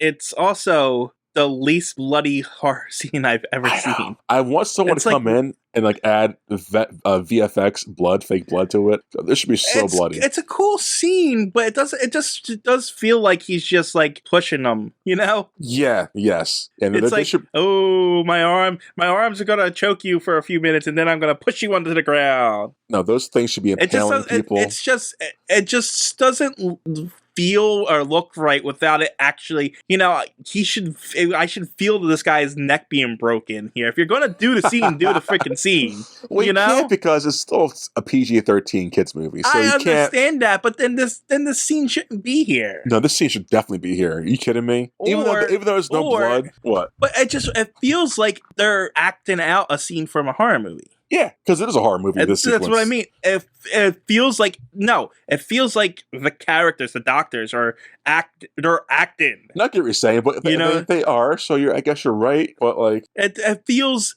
fake, is what I'm saying. I think you feel fake. I have no complaints about this sequence. Yes, there should be more blood. That's my only complaint. There should be blood, but it doesn't feel like they're dying. It feels like because it implies he killed them all. Yeah, I know. Yeah, but like they don't feel like it doesn't look like it. Looked like he just pushed them onto the ground. Ooh, you're dead now. Ooh. Yeah. So it works both ways. For a kid watching it, you don't know better. For an adult, those people are dead. That was awesome. Yeah, I wish there was blood. I wish I saw people's limbs get torn off and apart. That'd be great. I wish I saw someone get impaled by it and then another person making like a human shish kebab. That'd be awesome. It just didn't. It felt very PG. Because it was PG, sadly. I know, but it felt it. Yes. And usually you don't, No, yeah. This movie, that should have been, that whole operation room should have been covered in blood by the time he was done. All right, now we can talk about Doc Ock's origin. Okay, while you do that, I'm with feeding a drink, so keep talking. I'm still here. I was just drinking some water. So in the comic, he is not researching energy or this. He's researching atomic energy. Atomic. So Essentially, what's the difference? The atomic bomb, nuclear fission, and stuff like Yeah. that. He's trying to figure that out. It's everything else. And the arms are not AI programmed; they're mechanical. So there's none of that. The arms are taking over me kind of thing. Oh, so he's just a bad guy to be a bad guy in comics. Well, no, he's just a scientist in the beginning. Then an experiment goes wrong, and it explodes. It fuses the arms to his back, and he wakes. And he's put into a coma that gave him brain damage, make him think differently. Okay, and that's the reason why he becomes Dr. Octopus and evil. We do not get the horror scene that we got in this movie, but he does kidnap the doctors and stuff for it. Oh, really? Yeah. In the origin, also, Peter Parker. Also, this is only the third issue of Spider-Man, and already Peter's like, "Ooh, I am so good, I can't be beaten by anybody." Ooh, so he's really arrogant, and so he confronts Doc Ock when Doc Ock, finally becomes Doc Ock, and gets his ass kicked. I like that. And so he loses for the first time to Dr. Octopus. And then, of course, he overcomes him thanks to the Human Torch giving him a pep talk. The Human Torch from the Fantastic Four. Yes. That's awesome. And then he goes and he beats Doc Ock. But that's pretty much Doc Ock's origin. He's an atomic scientist and stuff like that. They changed a few little things here and there. It's pretty faithful and it's pretty good in this movie. It's very good. And I do like the changes they made, honestly. I like that the machine took over, kind of. And that's an element I feel. I don't know. It's just either way works. But if it's his own brain doing it, and because of damage to it, it makes it more tragic. I think rather than I can overcome this AI. It does make it more tragic, but he's still either way he's tragic and sympathetic for sure. I just think with the AI, I think how he overcame the AI later on in the movie was kind of lame. I like that he's still remorseful about everything he's done and what led up to that point, and that he's sad that his wife's gone. I just like that he's a sad character. Let's just say that. Yeah, he's a complex character. That's why he works. Yes. He's not just being evil to be evil. There you go, Doc. So good. You may continue now. After that bloody massacre of all the surgeons, and he's carrying off their heads and spines and all that shit. Oh, I do want to mention one more thing. Yeah. So, the one gadget that they don't bring into the Spider-Man movies is Spider-Man has a spider signal. A what? A spider signal. That's stupid. On his belt. He flashes it onto a wall behind a bunch of thugs in the origin. Oh yeah, and it's just like a Spider-Man mask thing, and they're like, Spider-Man's here, and then he comes down and punches him in the face. It's so stupid, so pointless. Like, why would you ever do that? Why would you give the element of surprise away? Yeah, and it's on his belt. He pushes a button and it shines down. That's terrible. Really dumb. Oh man! So after Dr. Ock escapes, he gets his own little lair in the ocean, in Manhattan Bay, or what it's called, and it's his new lair. Next day, Is it though? Or is it the remains of the laboratory? It's the remains of the laboratory, yeah. Okay, because I felt like the remains of the laboratory, but I didn't know if it was he just saw this dilapidated place and recreated No, it. No, it's the remains. I assumed it was the remains of the laboratory. It could be something else, but it looks like the remains, so I'm calling it the remains. But anyways, next day, JJ is trying to name Dr. Ock. He can't think of a name. His assistant comes up with Doc Ock. He steals the name. Funny. This is where they bring up Doctor Strange too. Oh yeah, it's a Doctor Strange little nugget. They're like, what should the name be? Dr. Octopus? No, that's stupid. Doctor Strange, that's great, but their name's already taken. And then J. Jonah says, okay, I got it. Dr. Octopus. Yes. Oh, also we learned here, JJJ has a son. He's getting married, or he's gonna have a banquet or some shit. And the photographer fell through, so Peter Parker is going to be going to the thing in the photographer's place. Yes, after he fires him. Yes. He's afraid. Yes. He comes in and says, Parker, you're fired. And wait, no, you're unfired. I got a job for you. That's always the bit in this movie is Parker, you're fired. No, you're not. So it's fun. And we learn through this, there's another sequence where Doc Ock's talking to his little claws. He's learning. I think his arms are cool, but they kind of creep me out. That's what I like about them. They're super cool and super creepy. They're very snaky, and I don't like snakes. Yeah, they are snaky, aren't they?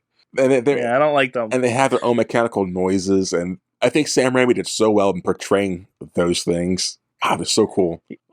Yeah, but they're not all CG either. They use puppets for a lot of it. So Doc Ock's talking to his little snaky arms, Aki arms, and he's discussing he's realizing I'm losing my brain power to these things. What's going on? I hear voices, and oh no, my fragile inhibitor chip has been broken. How could this have happened? And now they're talking to him like, we need money to continue the project. And like, but I don't have money. Like, we'll steal it. And it's like, okay. The very Lord of the Rings Gollum thing going on right now. I realized it's very Gollum-esque and very I got more of Norman. a Jekyll Hyde. Oh, thing. okay. So I also got Norman Osborn from it too. Yeah, which is also a Jekyll Hyde. Yeah. Thing. Why do bad guys got to talk to themselves? Why is that a thing? It's a sign of insanity. Well, I hope I'm not crazy then. So Doc Ock's going to the bank, and who's at the bank? Conveniently, right? Small World, Aunt May, and Uncle Ben. That's Uncle Ben. Wow, he's a zombie, huh? That'd be great. Man, if Raimi He does come back as a zombie. He does a little bit. Yeah. So Aunt May and Peter are at the bank trying to remortgage the house. Does he need to save it? Oh, you know what? That just reminds me. In that scene, he's even a dick to his dead Uncle Ben. I know he is. He's an asshole. God damn it, TJ. Are you proud of yourself, man, for ruining Peter Parker in this movie? I didn't ruin Peter Parker. I just realized it as I was doing this review. I came out of watching this movie really pleased with what I just watched. But when you dive into something, it's like that critical review side of me is coming out. That's perfect, honestly. I'm glad. I'm really glad that you brought that up. Okay, so yeah, douchebag Parker and his Aunt May are at the bank. Doc Ock drops by to steal some money, which is weird because how'd he sneak in there without no one noticing those big-ass mechanical arms? I'm not going to ask questions. He pulls open the vault door, takes the money. Peter Parker leaves, comes back in. Spider-Man, his usual gig. So here's another thing. What's up? You're right about him just waltzing in with those arms and going over to the vault. Are vaults just out in the open in banks too, like that? In Hollywood, yes. But in every bank I've been to, I've seen maybe one like that. Also, that looks like the same vault door from Batman and Robin. Maybe it is. Nah. And another thing. Yeah. So when Doc Ock starts to attack, Peter Parker just runs away. He does. Grant, he does save his Aunt May by pushing her out the way of the thing. He didn't say, Aunt May, no, go get the safety. He's just like, oh, that thing, I'm out of here. So it makes him even seem like even more like a dick. I mean, we know he's Spider-Man, but from that perspective, it's like, oh, Peter Parker is just a dick. Which is funny because it leads to her getting kidnapped. So, like, he could have saved her. Yeah, exactly. He'd be like, come on, Aunt May, I'm super strong. I can take you with me. Let me get you to safety before I go put on my outfit. He's not going anywhere. He's got to get all this money. Oh, man. And do banks just have bags of coins in their vaults? Is that all that is? That safe is so sloppy. On the inside, it kills me. Like, at least in Dark Knight, it's somewhat cleaned up in there, but that's just like, let's throw the shit in there for comic book relief. For comics. Yeah, there's like bags of coins for some reason. Because Doc Ock starts slugging him at Peter Parker. Like, what are you doing? Why are we doing this? And they're all gold coins, too. How much gold coins in the bank? Yeah, I don't know. I don't understand what's happening. So, yeah, Peter Parker comes to Spider-Man. They have a fight. You think there's chocolate in those coins? That's funny. That's a funny scenario. They fight it. Even the bank teller gets a coin. He's about to put it in his pocket. I think he thought there was chocolate in it, but Aunt May slaps his hand and says, "No, you can't have no chocolate." Did you like that little bit? I like Aunt May. She's good. She's strong. She's likable. She's very likable. She's got the best scene in the whole movie. We'll get to it though. Oh, okay. This scene coming up, I guess. So they're fighting Peter Parker and Doc Ock. All the fight scenes are pretty cool. They're really inspired. But the first one didn't have any fight scenes, I don't think, like this. No, the fights between Goblin, Doc Ock, and Spider-Man are really good. Up until the last one, for some reason. Yeah, I feel it's the last one. It felt like maybe they ran out of budget. Or I something. think so, or maybe story. Like we got to wrap this up. We're 2 hours into this. Yeah, I don't know because the last fight is very anticlimactic. But whatever. Yeah. We get two really good ones up until that point. So they're all over the buildings, going place to place.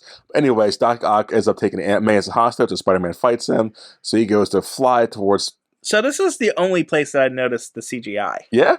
Yeah, this fight scene. Really? Yeah. In a bad way, or was it just noticeable? No, it's just it was just noticeable. Like I could tell it was maybe because it looked fuzzy or something. Okay. But it's the only place that I noticed the CGI of the arms. That's fair. Oh, Stan Lee's cameo's in this too. I know you don't care, but I was like, I'm always gonna bring up the people so they can fucking have their little Stan Lee. Oh, hey, Stan Lee. Stan Lee saved some woman from falling debris in this one. Yes. Egg suckers. Anyways, so yeah, they fight. He goes to save Peter Parker goes to save Aunt May. She goes to smack Doc Ock because he's going to stab Peter Parker in the face with his little hand thing. And yeah, Doc Ock falls, but he drops Aunt May. Peter Parker saves her. He saves the day with her. Doc Ock escapes. Peter Parker doesn't do anything Spider-Man does. Same thing, TJ. Same thing. No, he's Spider-Man, and it's different identity. You know what I meant. So, as Peter Parker / Spider-Man saves the day and flies off, it's the next night, or that night, and it's the JJJ's son. What's his son's name? John? It's Jonathan. John Jameson. John Jameson. Junior or no? It's John Jonah Jameson III, technically. God damn, it's a lot of J's. Jay's son has his return home banquet thing. He's an astronaut who brings Venom into the play, etc., etc., etc. But not in this movie. No, that's in the cartoon. I thought it was like an actual story point in the comics. Actually, from what I looked up about J. Jonah Jameson, because I was curious, and I actually don't know a whole lot about him. Yeah. The whole Venom thing was just for the cartoon. Oh, okay. And I did not find anything about him being with Mary Jane. Really? Yeah, like that was from the cartoon too, him being married to Mary Jane. Okay. But I could not find nothing about it in the comics. Oh, fascinating. I didn't know that. Yeah. Also, he's got he became the superhero Colonel Jupiter. And he just kind of he was able to take like superhuman hits. I guess he was a bad guy then because he was fighting them. He's also a werewolf. Yeah, I knew that one. And he's also a god. A god? Yeah, he's got also a alter identity called Star God. Name. And he's got like cosmic telepathic powers and, high level durability and superhuman strength and stuff. And he becomes kind of like a god. I wonder. He was also married to She-Hulk. Oh, really? Yeah, Jennifer Walters. I wonder why they never dive into him, because they always bring up in this movie. They brought him up in Venom movie. I wonder why they never go into that character. Because they never get far enough into the Spider-Man universe to get to everything. Yeah, that's another reason why I started hating Spider-Man. Like, how many times are we keep doing this shit, guys? Which is weird because... But yeah. He's got a lot of alter egos and a lot of history, but... That's awesome. Yeah, that's John Jameson. So, during this whole little thing, Peter Parker started being toxic to Mary Jane, and he's trying to say, give me another chance for the 18,000th time. She's like, listen, Peter, my mother, who's been sick, has gone to my play a few times. My dad's been there, asked me for money. Your aunt, my ex, Harry's been there. Harry's been there twice. Yes. Her current boyfriend has been there 5 times. Even Aunt May showed up for my play. Your best friend and your aunt is there. Everyone has been here but you piece of shit. Exactly. God damn it, TJ. You really killed him in this movie. You toxic son of a bitch. Why don't you show up? And he's like, I can't because I'm Spider-Man, but I can't tell you that. So he's sad. And he just goes one. But it's not even like, look, I'm too busy. I can't even make it to the play. I'm sorry, but it's not going to happen. Exactly. It's like he keeps promising that he's going to be there. And that's the bad quality of him. Like, I'll be there. He's gaslighting her kind of. Is it gaslighting? No. He's just bad. Yeah, Anyway, continue. I complained enough about it. I like it because it's good points. I want to see someone argue against it. Anyways, at the thing, Harry's gotten drunk. He's like, Peter, tell me who Spider-Man is. You're my brother, aren't you? Just tell me. You like him more than me. It's not fair. I thought we had something. This is all building to him falling apart because Harry's pissed that up. He slaps him twice in front of the party, and then he finds out Mary Jane gets engaged, which, my puppy got ran over by a car. Yep. And this is pretty much the fall of everything building up to this point. Fall for Peter or fall for Harry? For Peter, and he deserved it. Yes. In my opinion. Yes. Yeah. So yeah, Peter just lost everything here. After that, he goes flying in Spider-Man again, and he's losing his powers again. Weird. Falls, tumbles into the next scene. He's just where he's trying to climb the wall, but he can't climb the wall. He lost all of his powers. He can't see because his eyesight's gone bad again. Doc Ock. Oh, what's... Yeah. I didn't pick up on that at first about the glasses. He keeps putting his glasses on. I keep thinking, why he keeps putting his glasses on? And then they finally spell it out for you later. Oh, wow, why TJ. he keeps putting the glasses on. You didn't get... I forgot about the whole thing of him not having good vision. Okay, that's fair. Because I completely just forgot about it in the first movie. Oh yeah, he had glasses for 5 seconds, and then he could see fine, and now all of a sudden... That also doesn't make any sense now that I think about it, because this is supposed to be psychological. Just because your powers are going away, your vision just all of a sudden gets worse? It makes sense. Well, see, I thought the same thing because I remember him waking up the next day being more buff, so he should get less buff too, right? It's like all of it should be reverting back if he's losing all of his powers. Not just specific things about it. It doesn't make any sense. It's very inconsistent. You're not wrong. You're not wrong. So we see Doc Ock opening packages because he ordered some stuff off Amazon with the money he stole. Who the I don't think was Amazon out in 2004? I think Amazon started in 1999 or started late 90s, early 2000, but it was only they still only did books. Yeah, it wasn't the Amazon we know. No. Yeah. I was making a joke. Okay. I'm just thinking, like, who delivered these to him? Maybe he didn't. Maybe he sent it to a PO box. And he just went over there and picked it up because he has no henchmen. So how do you get this from point A to point B? Like, how do you get those boxes to here without anyone saying, "Hey, you're that guy"? Maybe he had to deliver it to like some other place, and he killed the person and answered the door and took the boxes. They late or night. Like either way, someone's gonna see this guy walking around. He just put like little hats on his arms. That's hilarious. So, I just wanted to bring that up. He got delivery packages some magical way. So now we're at Peter Parker. He's at the doctor. Like you said, he's losing his powers because of mental shit. Because he's sad or disoriented or over busy or whatever the case may be. We don't know. But doctor says stop being Spider-Man and start being you, kind of. So he's having dreams. I'm sorry, his friend is having dreams about being Spider-Man. He's so bad at keeping his secret identity because I think the doctor would have picked up like, oh, this kid's. We didn't get there yet, but yeah, go ahead. Yeah, like, I keep saying when I was younger, I hated this movie for certain reasons, and that was like one of them. Like, keep your secret identity, please, man. Not that hard. Like everyone in New York who knows who he is by the end of this movie. Because I would have been an asshole to tell people, yo, guys, Spider-Man's a guy. He's a kid. That's what he looks like. Well, to be fair, no one... Okay, after that, this doctor scene, this is weird Uncle Ben fever dream. Yeah, he's in his bed, I guess, thinking, and then he sees Uncle Ben in heaven, I guess. The last time he's seen him was in the car and just having a conversation. Yeah, and Uncle Ben's like... Great power comes with great responsibility. You need to continue being Spider-Man. And Peter's like, screw you, old man. No, I'm going to go do what I want to do. You're dead and I'm alive. I do what I call the shots here now. And this is another problem I had with this whole storyline.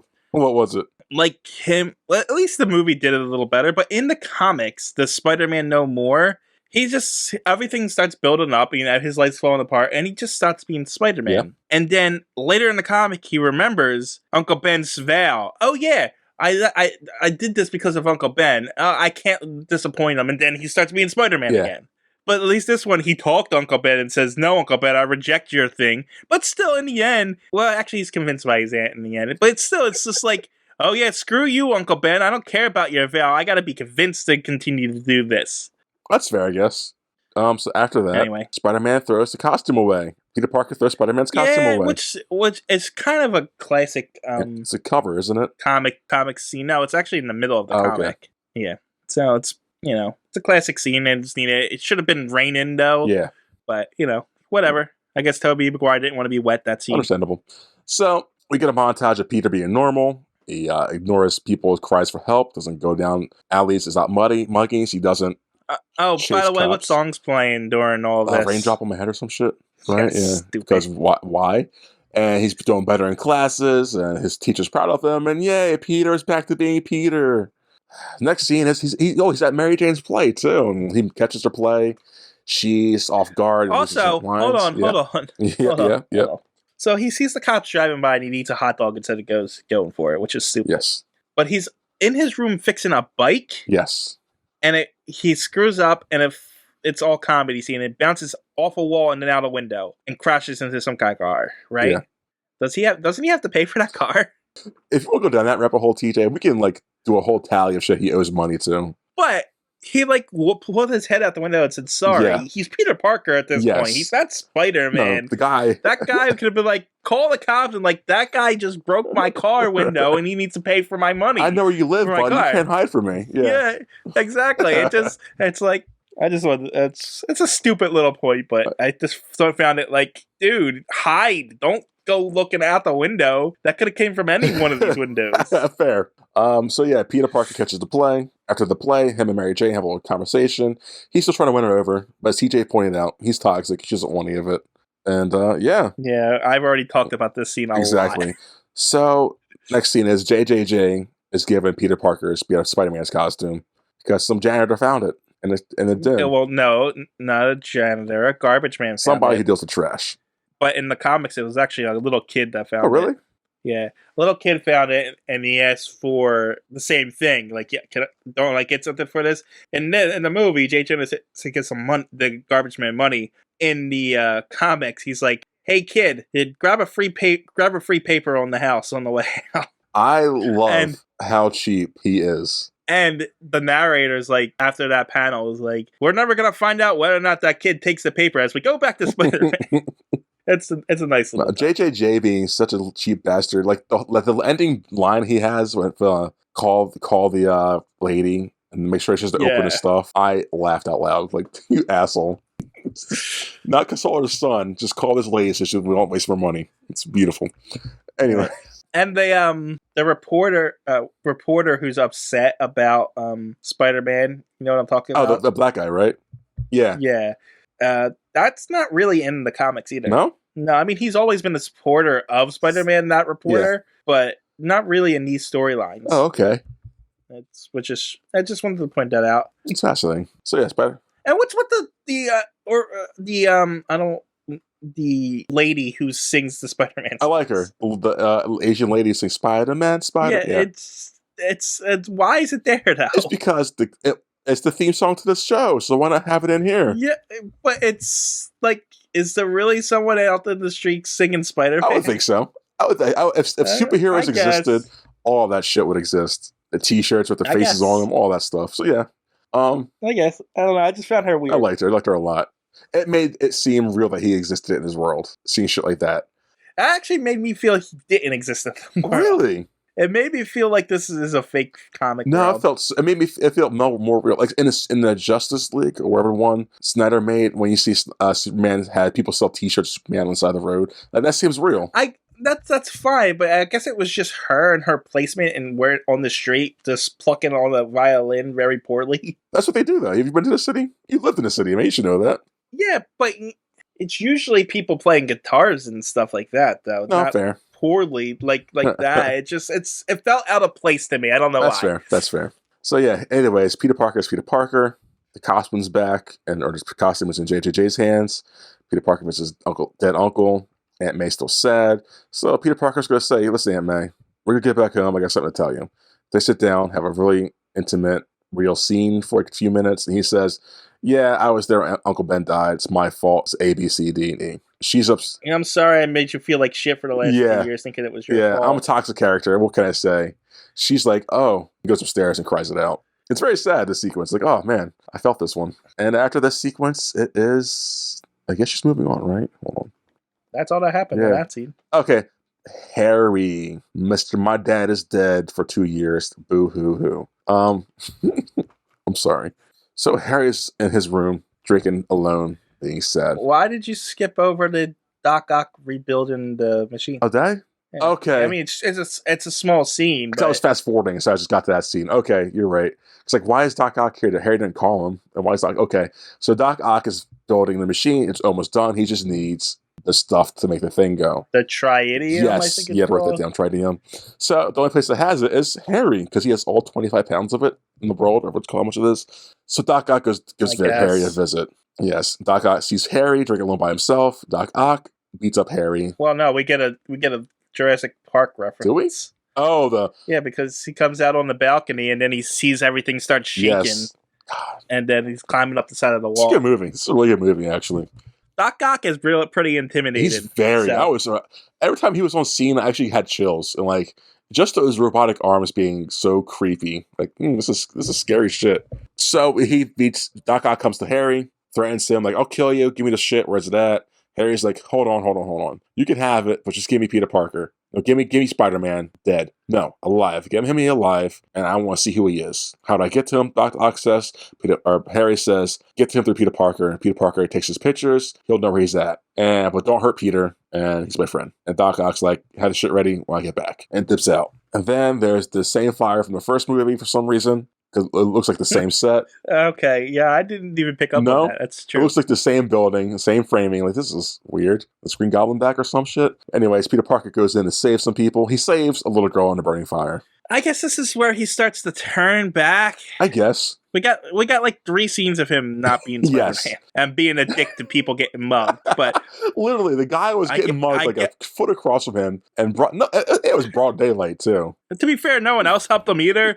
But still, that's so weird. But it's what happens in real life, sadly. So I get it. I guess a child burning alive in a building was too much. Yeah, for him. So he went in. That fire looked intense. You know how hot that building would be, man? That girl would be dead long ago. Anyways, he saves the girl. Not necessarily. You don't think so? Not necessarily. It depends on how fast he got to that fire. True. Man, it looks hot in there. This is hot. I'm a bitch, so I'm not going in. She would probably be more in danger from the smoke inhalation than the fire, honestly. But yes.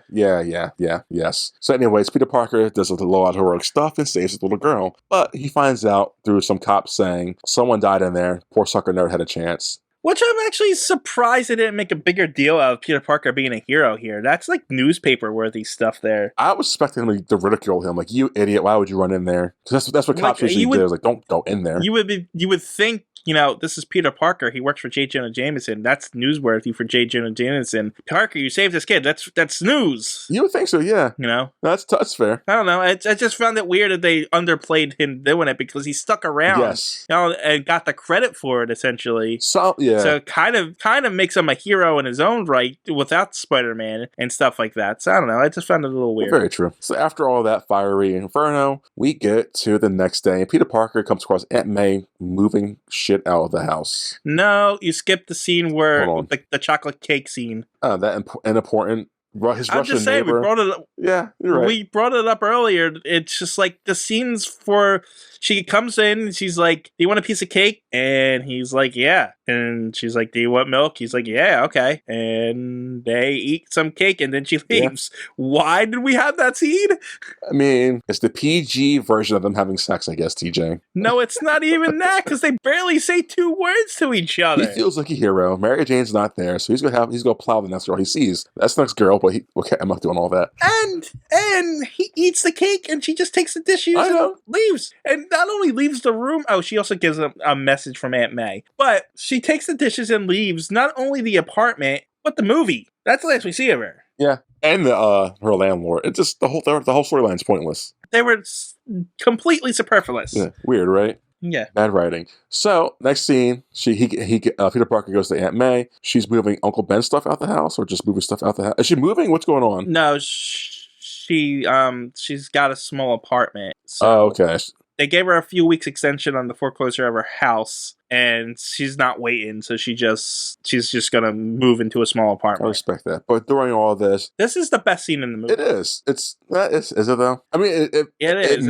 Aunt May's talk about heroes and what they mean to people and why they're needed, despite the sacrifices they need to make. They are still needed. Spider-Man is still needed, even if it costs you what you want to do. You nerd. You sentimental nerd. So yeah, Aunt May has her great powers and responsibilities. Yeah, it goes back to the whole Uncle Ben speech. It does. Everything like that. It does. It's a really, really good scene and a really good comic book scene, and importance of the heroes in these worlds. So they got this right from the comic? No. Oh. I don't think so. Well, that's upsetting. I think this was written for this. Well, it's good. It's really well written. And it also helps that hold on.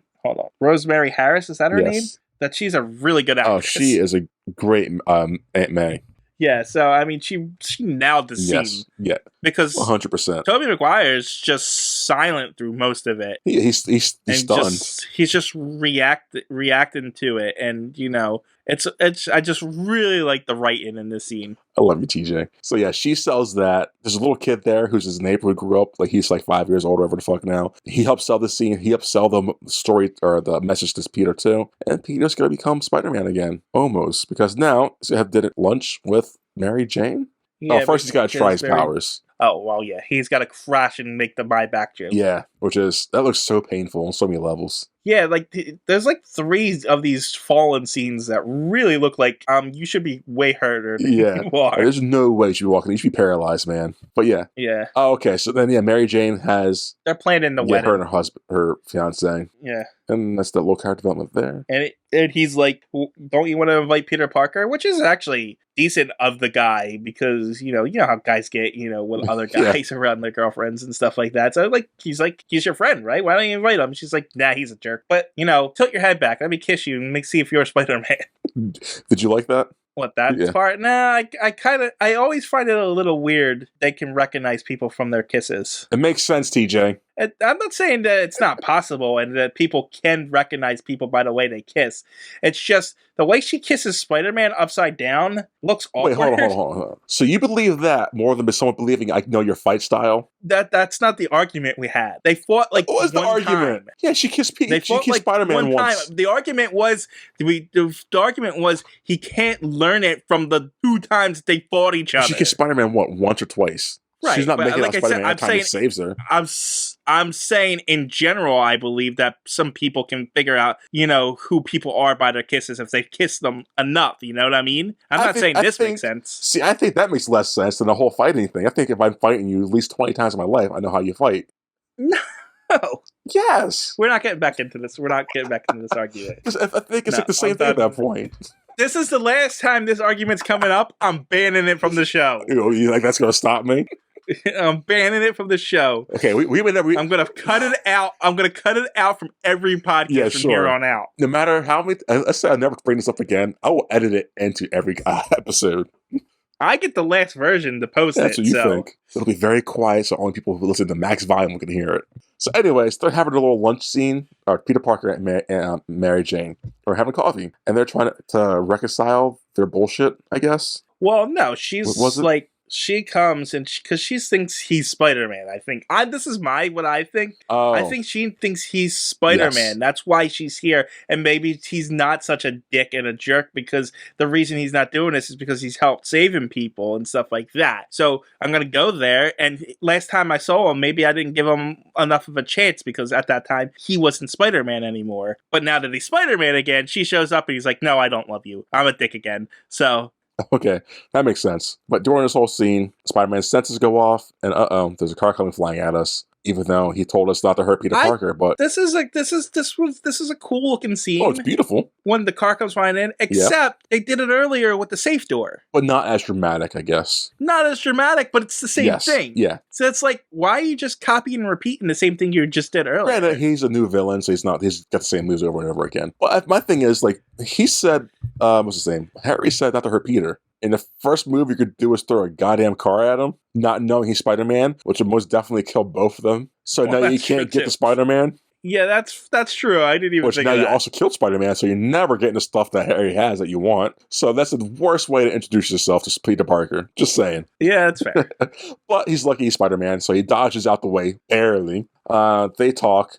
And Doc Ock just beats the shit out of him. He throws him at walls and everything. You're probably killing this man if he's a normal man. Oh, true, but he is kind of depowered at this point, Peter. But he's not completely depowered. So that's fair. This is a good movie. It's a beautiful movie visually. Did you know that? Like, this is a beautiful movie. How did it lose to Shrek 2? Like, what the shit? Pretty movie. Sorry. What were you saying? He's depowered. Go ahead. He kidnaps Mary Jane. Okay, thank you. Yeah, Doc Ock kidnaps Mary Jane and says, "Meet me here. I tell Spider-Man to meet me at this spot at this time, or this lady gets it." Peter Parker goes to become Spider-Man, meets Doc Ock at the place on top of a building, and they talk, fight. This is actually another really good fight scene. Oh, before he does that, you also, I was about to say, Peter Parker goes to the old Spider-Man outfit back after JJJ was saying, "Crime's back up. We need Spider-Man back. I was wrong. Spider-Man's actually a good guy. Oh no, he stole his suit back. Spider-Man sucks." It's a good bit. Watch the movie, guys. So J. Jonah Jameson nails Spider-Man's suit to a wall. Yeah. I mean, in the comics, he has it displayed in like this case. Yes, that makes more sense. Like this glass case. And in the movie, he just kind of steals it out of there. And in the comics, he actually goes into it, opens the case, and dresses himself and talks to J. Jonah one-on-one for a moment and then leaves. It's slight differences. I like this way a little bit more because it shows you how cheap he is. He'll just tack the suit up and call it a day. Oh, he does the same thing in the comics. Okay, it's good. Yeah, he's like you're still actually in the comics. He doesn't even admit that he's a hero or anything. He's like, nope, still a menace, still bad guy. Oh, okay, gotcha. So yeah, this fight sequence is awesome because they start off on some building. which leads to a subway train thing they fight on. It's like a clock tower or something. If you're in New York City, you probably know the building. Just tell us what it is. But yeah, Doc Ock, Spider-Man. Or don't. I don't really care. You guys are idiots. Doc Ock, Spider-Man fight it out pretty epically, which leads to on top of a train fight, which leads to some bullshit, which Doc Ock throws people at him. Spider-Man catches him, saves him. Even more so, Doc Ock makes the train lose power or speed control, makes it go full speed, and Spider-Man's got to save them or die. Still makes no sense because he needed him alive. Either way. So Spider-Man's got to save all his people, but before he does, he takes his mask off because reasons. And because like fire hit him in the mask or something that was burning him. You think he would have made a fire retardant by now? Well.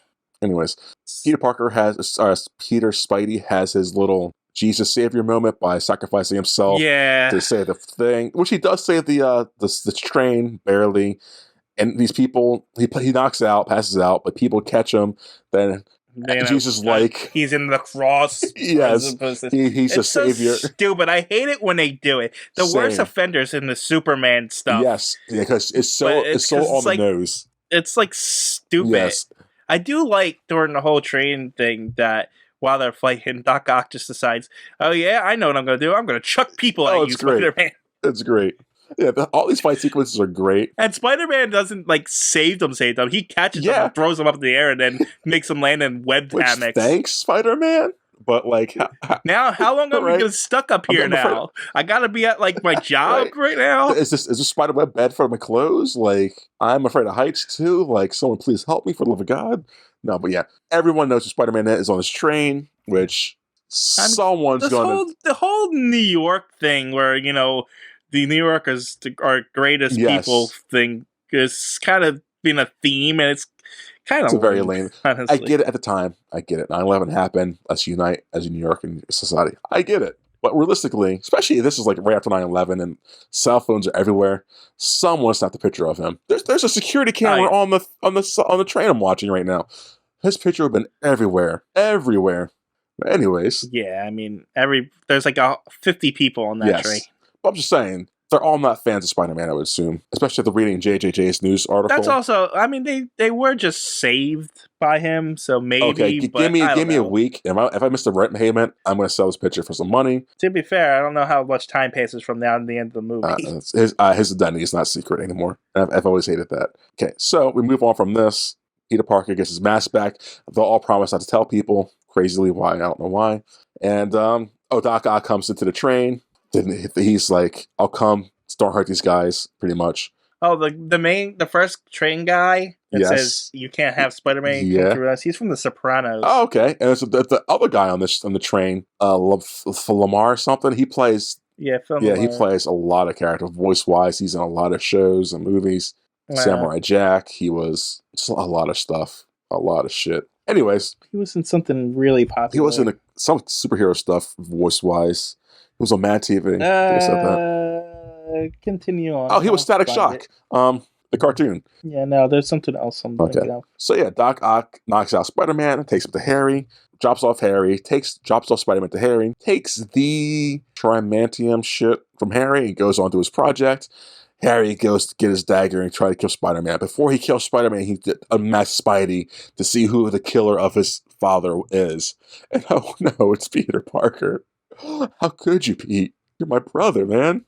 That was my father. You monster. I don't think Peter says anything to Harry. Oh, Peter says he's got Mary Jane. Where is he? There's bigger stuff going on than you and I right now. Talk. And I guess Harry knows he's holding. I guess Harry knows where Dr. Ock is holding Mary Jane, so Peter Parker ends up there. And then there's that final showdown. Did you find it yet, TJ? Yeah, I thought he was in Star Trek, and I guess not. Lamar? In the New Generation with Captain Picard. Yeah, the glasses. He was in Mad TV. Yes. He's Samurai Jack, Static Shock. He's in a lot of shit. Phil Lamar, that's his name. Futurama. He was Hermes in Futurama. That's right. So wait, Pulp Fiction. What's the guy I'm looking at right now? The guy in this movie is called Phil Lamar. The one you're thinking of in Next Generation, I don't know his name, so I never watched those shows. His name, okay, that's it. LeVar Burton, Magic. Oh, that's okay. Yes, That's why I thought reading a it wasn't a rainbow. racist thing. It was a close name association. LeVar Burton and Phil Lamar. It's nothing close. They're both black guys. The LeVar part of it was what I got confused of it. Racist. Whatever. I'm kidding. You're not racist. I mean, I am doing this with you. Whoa, so. what's that supposed to mean? Am I the token black guy or something? Yes. I'm offended, TJ. Anyways, I hated this about the ending. It tries to wrap up everything because, like, oh yeah, we have like 5 storylines. That's right. We gotta end this. We gotta end that. So where are we? I forgot where we were. I did the Harry unmask Peter Parker. Peter Parker does the whole thing. Okay. So now Peter Parker's at Doc Ock's lair. They talk it out. They have a little fight. Doc Ock and Peter. Doc Ock gets beat up by Mary Jane. No, mind. He beats up Mary Jane. But Peter somehow, he electrocutes Doc Ock, which knocks him unconscious for a little bit, and his little mechanical arms, which leads to Doc Ock talking to Peter Parker, but then the mechanical arms wake up, choke Peter Parker, but Peter Parker says, "You can do it, Doc Ock. Overpower them with your mind." And somehow Doc Ock does it. And he does it, and he's like, "I'm in control of you guys now. And how do we stop this, Peter Parker?" "I don't know." It's like, "I'll drown us. I'll submerge it in the water." Oh, that's where I know him from. Where you know him from? He's the Martian Manhunter's father in the Supergirl TV show. Oh, no way! That's awesome. Yeah. Malefic Johns. So good. That's so cool. I knew I'd recognize him from somewhere. Continue. You make it. Oh, you know what else? He was in Gen 13. Who'd he voice? Alex Fairchild. I don't remember. The blonde guy. Okay, the blonde haired dude. We probably talked about it on that thing. Probably. Okay, that's pretty cool. See, he does a lot of voices for a lot of shit. So anyways. Yeah, but that's something we actually covered. I know. So anyways, Doc Ock submerges the thing, a power generator, with himself, drowning himself and dying himself into the next movie. As Peter Parker saves Mary Jane, and those two escape, they go to the spiderweb, they have like a little conversation, like, "I love you, I'm Peter Parker." I didn't pay attention. I was zoned out at this point. What, where they're on the web or on the web? That stupid web is stupid. Why do these superhero movies do this? Giant D's and Punisher car parks and giant webs. It's cool, man. Stupid. Just let them know that you were there. It's stupid. It's pointless and stupid. So Mary Jane's next few days. And it's a perfect web, too. It's perfectly symmetrical, too. It's stupid. So Mary Jane, it's a runaway bride because she's like, "I'm not going to marry this guy because I know who Spider-Man and Peter Parker are. They're my true love." She ends up at Peter Parker's apartment. He's sitting by himself, all sad, and she's there. And I think they kiss, or no? Yeah, they kiss, and then he goes out Spider-Man's. Because he hears sirens. Yeah, so she is okay with him being him, and he knows her, and blah, blah, blah, blah. Happy ending. The end. And that's Spider-Man 2, ladies and gentlemen. Do you want to talk about your hypotheses, or no? Oh, right. So Dr. Octopus drowns this giant circular black hole thing, right? Wink, wink, nudge, nudge, yes. And it looks like he's drowned. It looks like he's dead at the end of it. So I don't think he's actually dead. I think that black hole leads into the that makes Homecoming. That makes or whatever. That's the same thing I was thinking. Like, I think when he's drowning, something's gonna like flash open, and we'll see him get sucked into there or some shit. We probably will see that scene actually of him drowning and seeping into that. I think he'll be remorseful that he's living. Honestly, I think he'll be like, "No, I want to die here." Because he sacrificed himself for that. Yeah, I don't even think he might be a villain in whatever it's called. I don't even remember what that movie's called. No Way Home? I think something. I don't know. It has home in the title. But yeah. They always do. But yeah. So that's Spider-Man 2, 2004. It's a good movie, guys. It's really, really good. Peter Parker sucks. It is. And this has been a really, really long It has been. So what are you giving this? I was at an 8 when I started. Yeah. I think I'm at a 7. 7, yeah, still. It's because of the Peter Parker thing, or why? I had a lot more problems than I thought I did. What else did you like about this? Like, there was just too many things that could have been cut out. Mm-hmm. I definitely... I don't think the Peter Parker being a dick was necessarily hurts the movie. Definitely hurts his character, though. Yes. But it just being a long movie, for it to be a long movie, was annoying to you? Well, that, and, you know, as with anything, when we pick something apart... It's like, oh, okay, maybe it's not as good as I thought it was. Yeah. Because I came into this, like, thinking, I'm not going to have a lot to say other than the comic book lore stuff. But then I went on an hour rant. Yeah, you did. I came in at an 8. I went down to a 7. And the more I watched it, the more I went back up to 8. Because Doc Ock's a good villain in this. The casting is good, the acting's good, the cinematography, everything. It's a beautifully made movie. I'm gonna keep it at 8. It's a good movie. I don't have much I hate about it. Besides the Peter, even when he brought up Peter Parker being a shitty person, it added it to me, honestly. Like, it adds more understanding and character to this movie. So I enjoyed it more. I don't know. Yeah. I'm tired and done talking to these idiots. Same. Until next week, you morons. You're bad at this. What? You're bad at this. You're bad at this, no? You're bad at making fun of people. I'm not a bad guy, TJ. I try to be a bad guy, but I'm a hero. You fail at it so much. You're a failure.